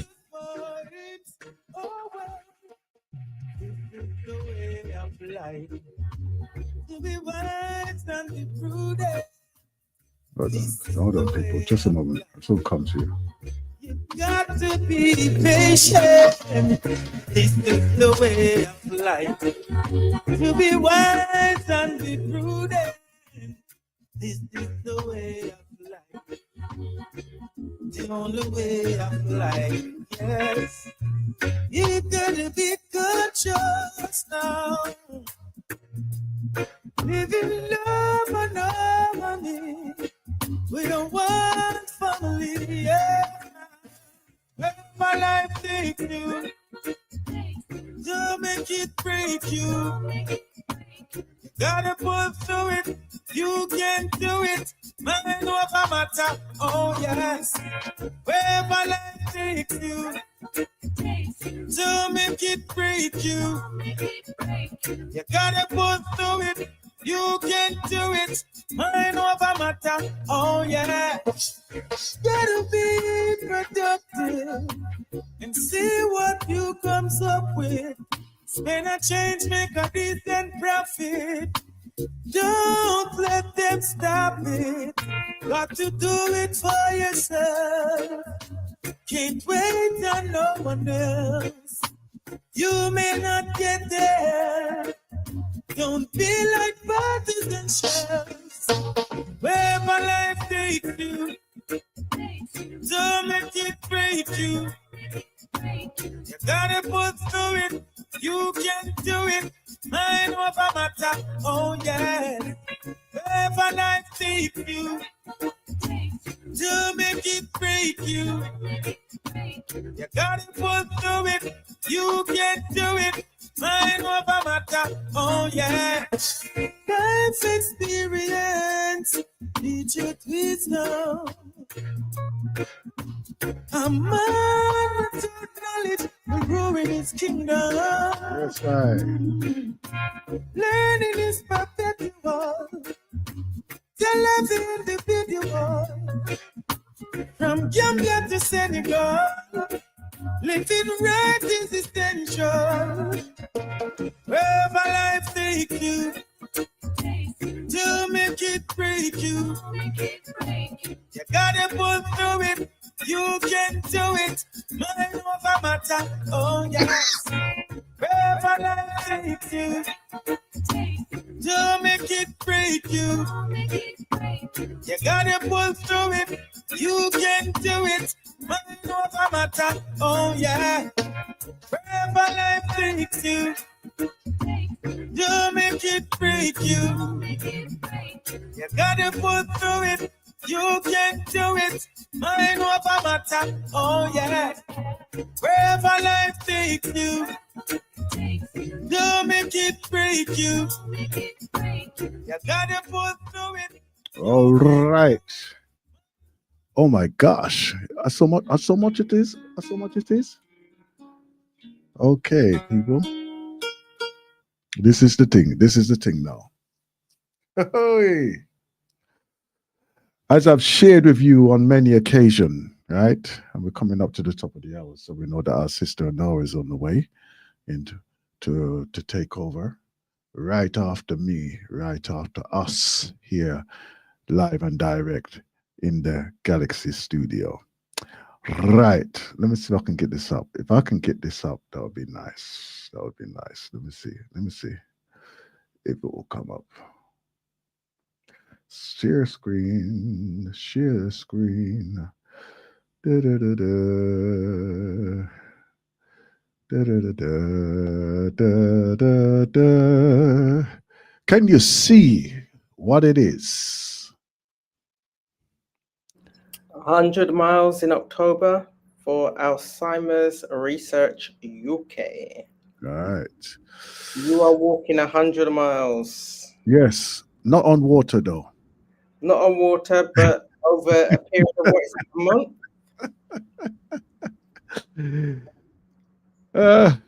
Actually, over 30 days, you'll be walking 100 miles. yeah. Anyway. You know, I'll tell you why I'm having a laugh about this is because I don't know why, but for the past couple of months, right, me and JC's been having some joke, you see, right? And I said, you see, you're too wicked. How you go fool your friend them say you walk on water, meanwhile you just step on stone. So, right? And he said, yeah, but it was funny at the time though, isn't it?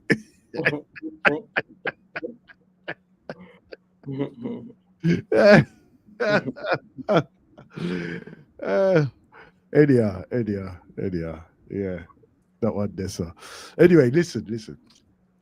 As I started off the program, right, it was a young man who was talking about his friends that had committed suicide, Mm.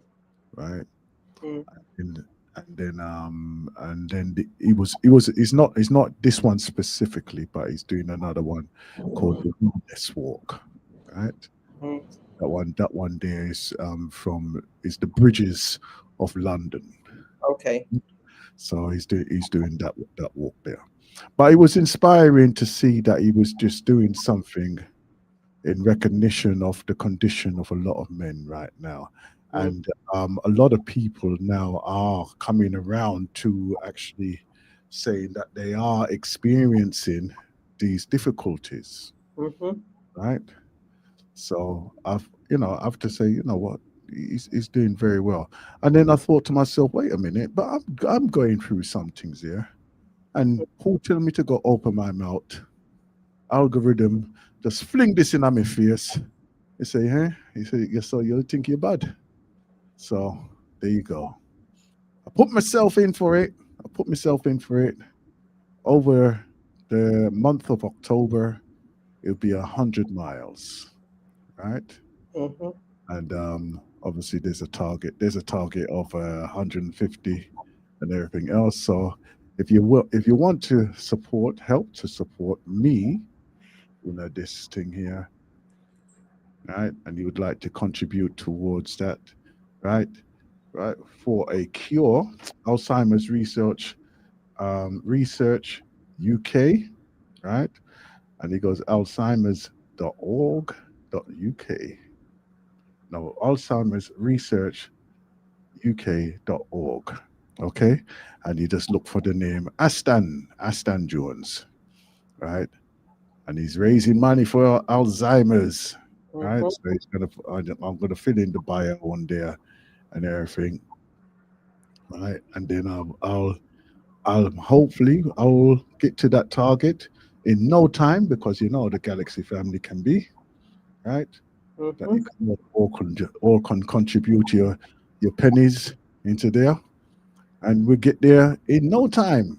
I Mm-hmm. just got to just fulfill my part of it by walking up and down the streets of London, right? And then we'll be on the way, no problem whatsoever, right? So let me give you something. Yes, sir. That's it. That's what I was gonna do. I was just gonna give you that one. So Right? so for me, just the thought that Mm-hmm. sometimes we think, what can we do? Mm-hmm. Or we think, oh well, it's so insignificant.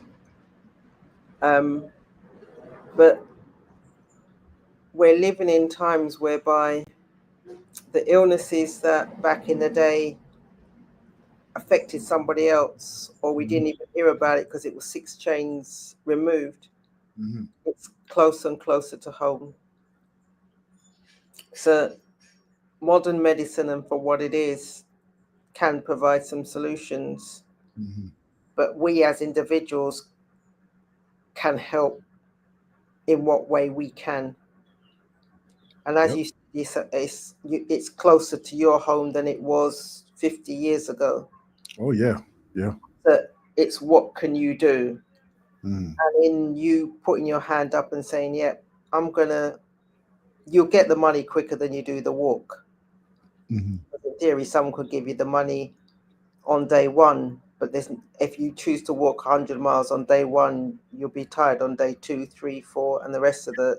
Yeah, let me tell you something. I did a 26 one time, right? It was the moon walk, That's right? actually a beautiful walk. The shine 26, right? Mm, It was I started off at what time? 10 o'clock. 10 o'clock at night, mm, right? And then walk through the night. mm, I had a break. I had a break, probably about 20 minutes break, you know, at some stage. And then got there in the morning. Let me tell you something.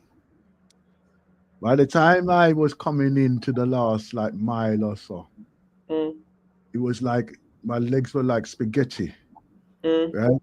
I was just moving forward, but I had no strength at all in my foot them or anything. The foot then was like wet fish. Mm. It was like wet fish. I was mash up. So for me to go out there and do 100 straight off, no way, no way, no way. I have to broke it. I have to broke it down. I have to broke it down. But like you say, for you to do 100 over the period of a Yeah, month, yeah. 30 days, It's that's still a all. challenge. Mm. It's still a challenge, but you know, it can be done. It can be done. Mm. It will be can- done. Yeah, yeah, yeah, It can be. It will be. yeah, man. But that's a beautiful way of us bringing the conversation full circle, because part of what we're looking at and part of our discussions on a Thursday with the Blacknificent family is what can we do, recognizing then that we are a product of our environment, we're a product of our experience. We're not living in that past experiences, we're recognizing it for what it is, and we're giving thanks for where we are now. But we're also then thinking about what can we do? What books out there do we still want to read? What experiences do we still want to have? What are we giving back or giving forward in relation to whether it be our generation or the next generation or those that we come in contact with? How are we guarding our minds so we're not going to be distracted by the television and all the other shiny things that are out there, whereby we just sit down and fold our arms and say, you know what, I'm comfortable, I'm okay. What are we going to do individually or collectively to push that needle, whereby we do put ourselves in that space of being uncomfortable, whereby we can, in being uncomfortable, grow. In being uncomfortable, we can give others the opportunity to think, you know what, I can do that also. I can be your greatest cheerleader and just say, you know what, check in on Aston, Brother Aston, on a daily basis to say, you know what, how far have you walked? Congratulations, good for you. Not how far have you walked? Oh, you've still got another 99 to go. You've got another 58 to go. You've got another. No, let's be your cheerleader. Yeah, yeah. What can we do individually, collectively, just to support one another as we negotiate this thing called life? Because as we cheer each other on, as we lift each other up, we are also lifted up. Absolutely, absolutely, absolutely. Well done. Well said, my sister. Anyway, quick summarization. Oh, we've done the summarization. Done that. And you've done that. Been there, done that, right? Until our paths cross again, I shall say, have a great, great, great time doing what you're gonna do this weekend with the no, it's not this weekend. Is it this weekend? No, it's October. October. That's right. That's right. Listen, have a great time, right? And as I said to your mentee, right, get him to make a kite. Get him to make a kite. And we look forward to that photograph as well in there, right? Okay, then. My sister, until we meet again, yes? All right, then. Stay blessed, brother. Then, yes. So get your sponsor money out, couple of shekels, whatever, whoever, whatever, and come and contribute to this one. Yes, all right, okay. So we're going for this little thing here. Let me just. Oh, look at this. You see? You see you? Hold on. This is the one. This is the one.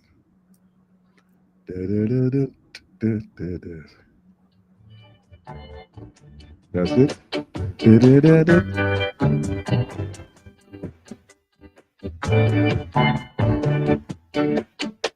Let's not quarrel. Let's not fight.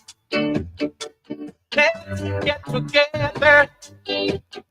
We all can unite. Then take off these chains from all our fears. Cause we gonna walk, we gonna walk on Freedom Street. Everybody know we gonna walk, we gonna walk. Walk, walk, walk down Freedom Street. United we stand, divided we fall. Respect your brothers, sisters, and all. Let's not deal with illiteracy. Work it out intelligently. Lord, we gonna walk, we gonna walk. Walk, walk, walk down Freedom Street. Everybody know we gonna walk, we gonna walk. Walk, walk, walk down Freedom Street. Freedom Street.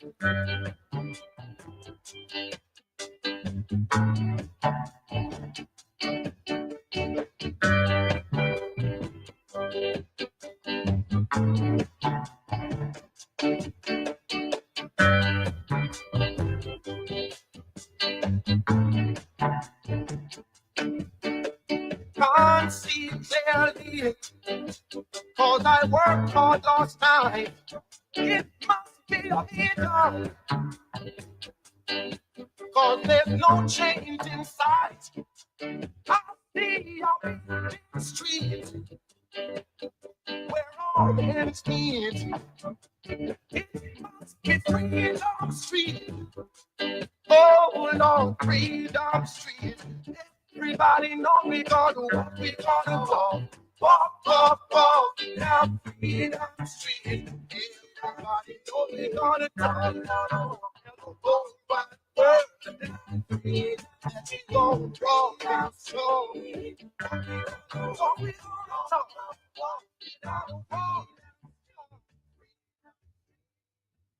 This station rule the nation, rule the nation, rule the nation. More than Brixton, much more than Brixton. Say so.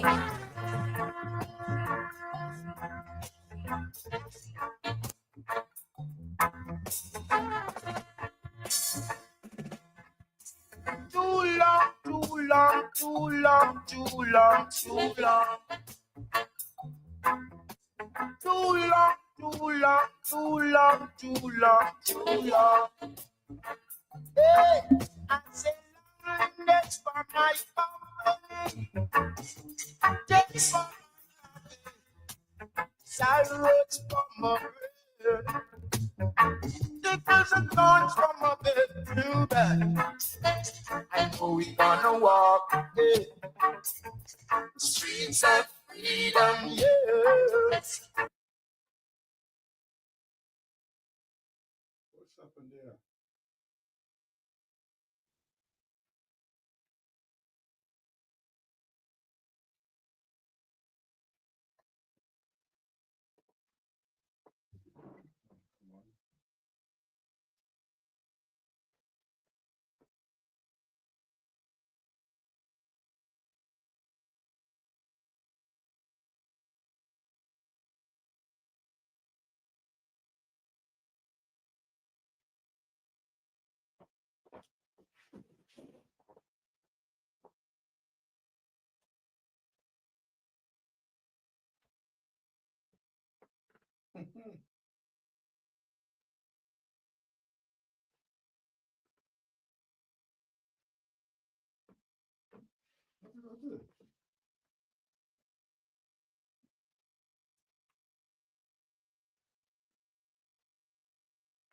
Heck.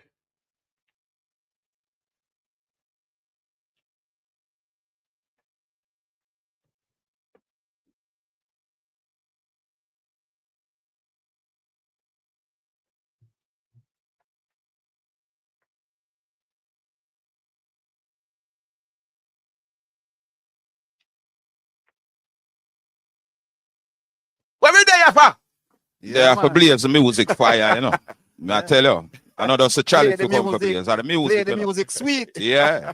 That's how we do it. We're there to revive the heart, the mind and soul. The mind and soul. The mind and soul. The mind and soul. The mind and soul. The mind and soul.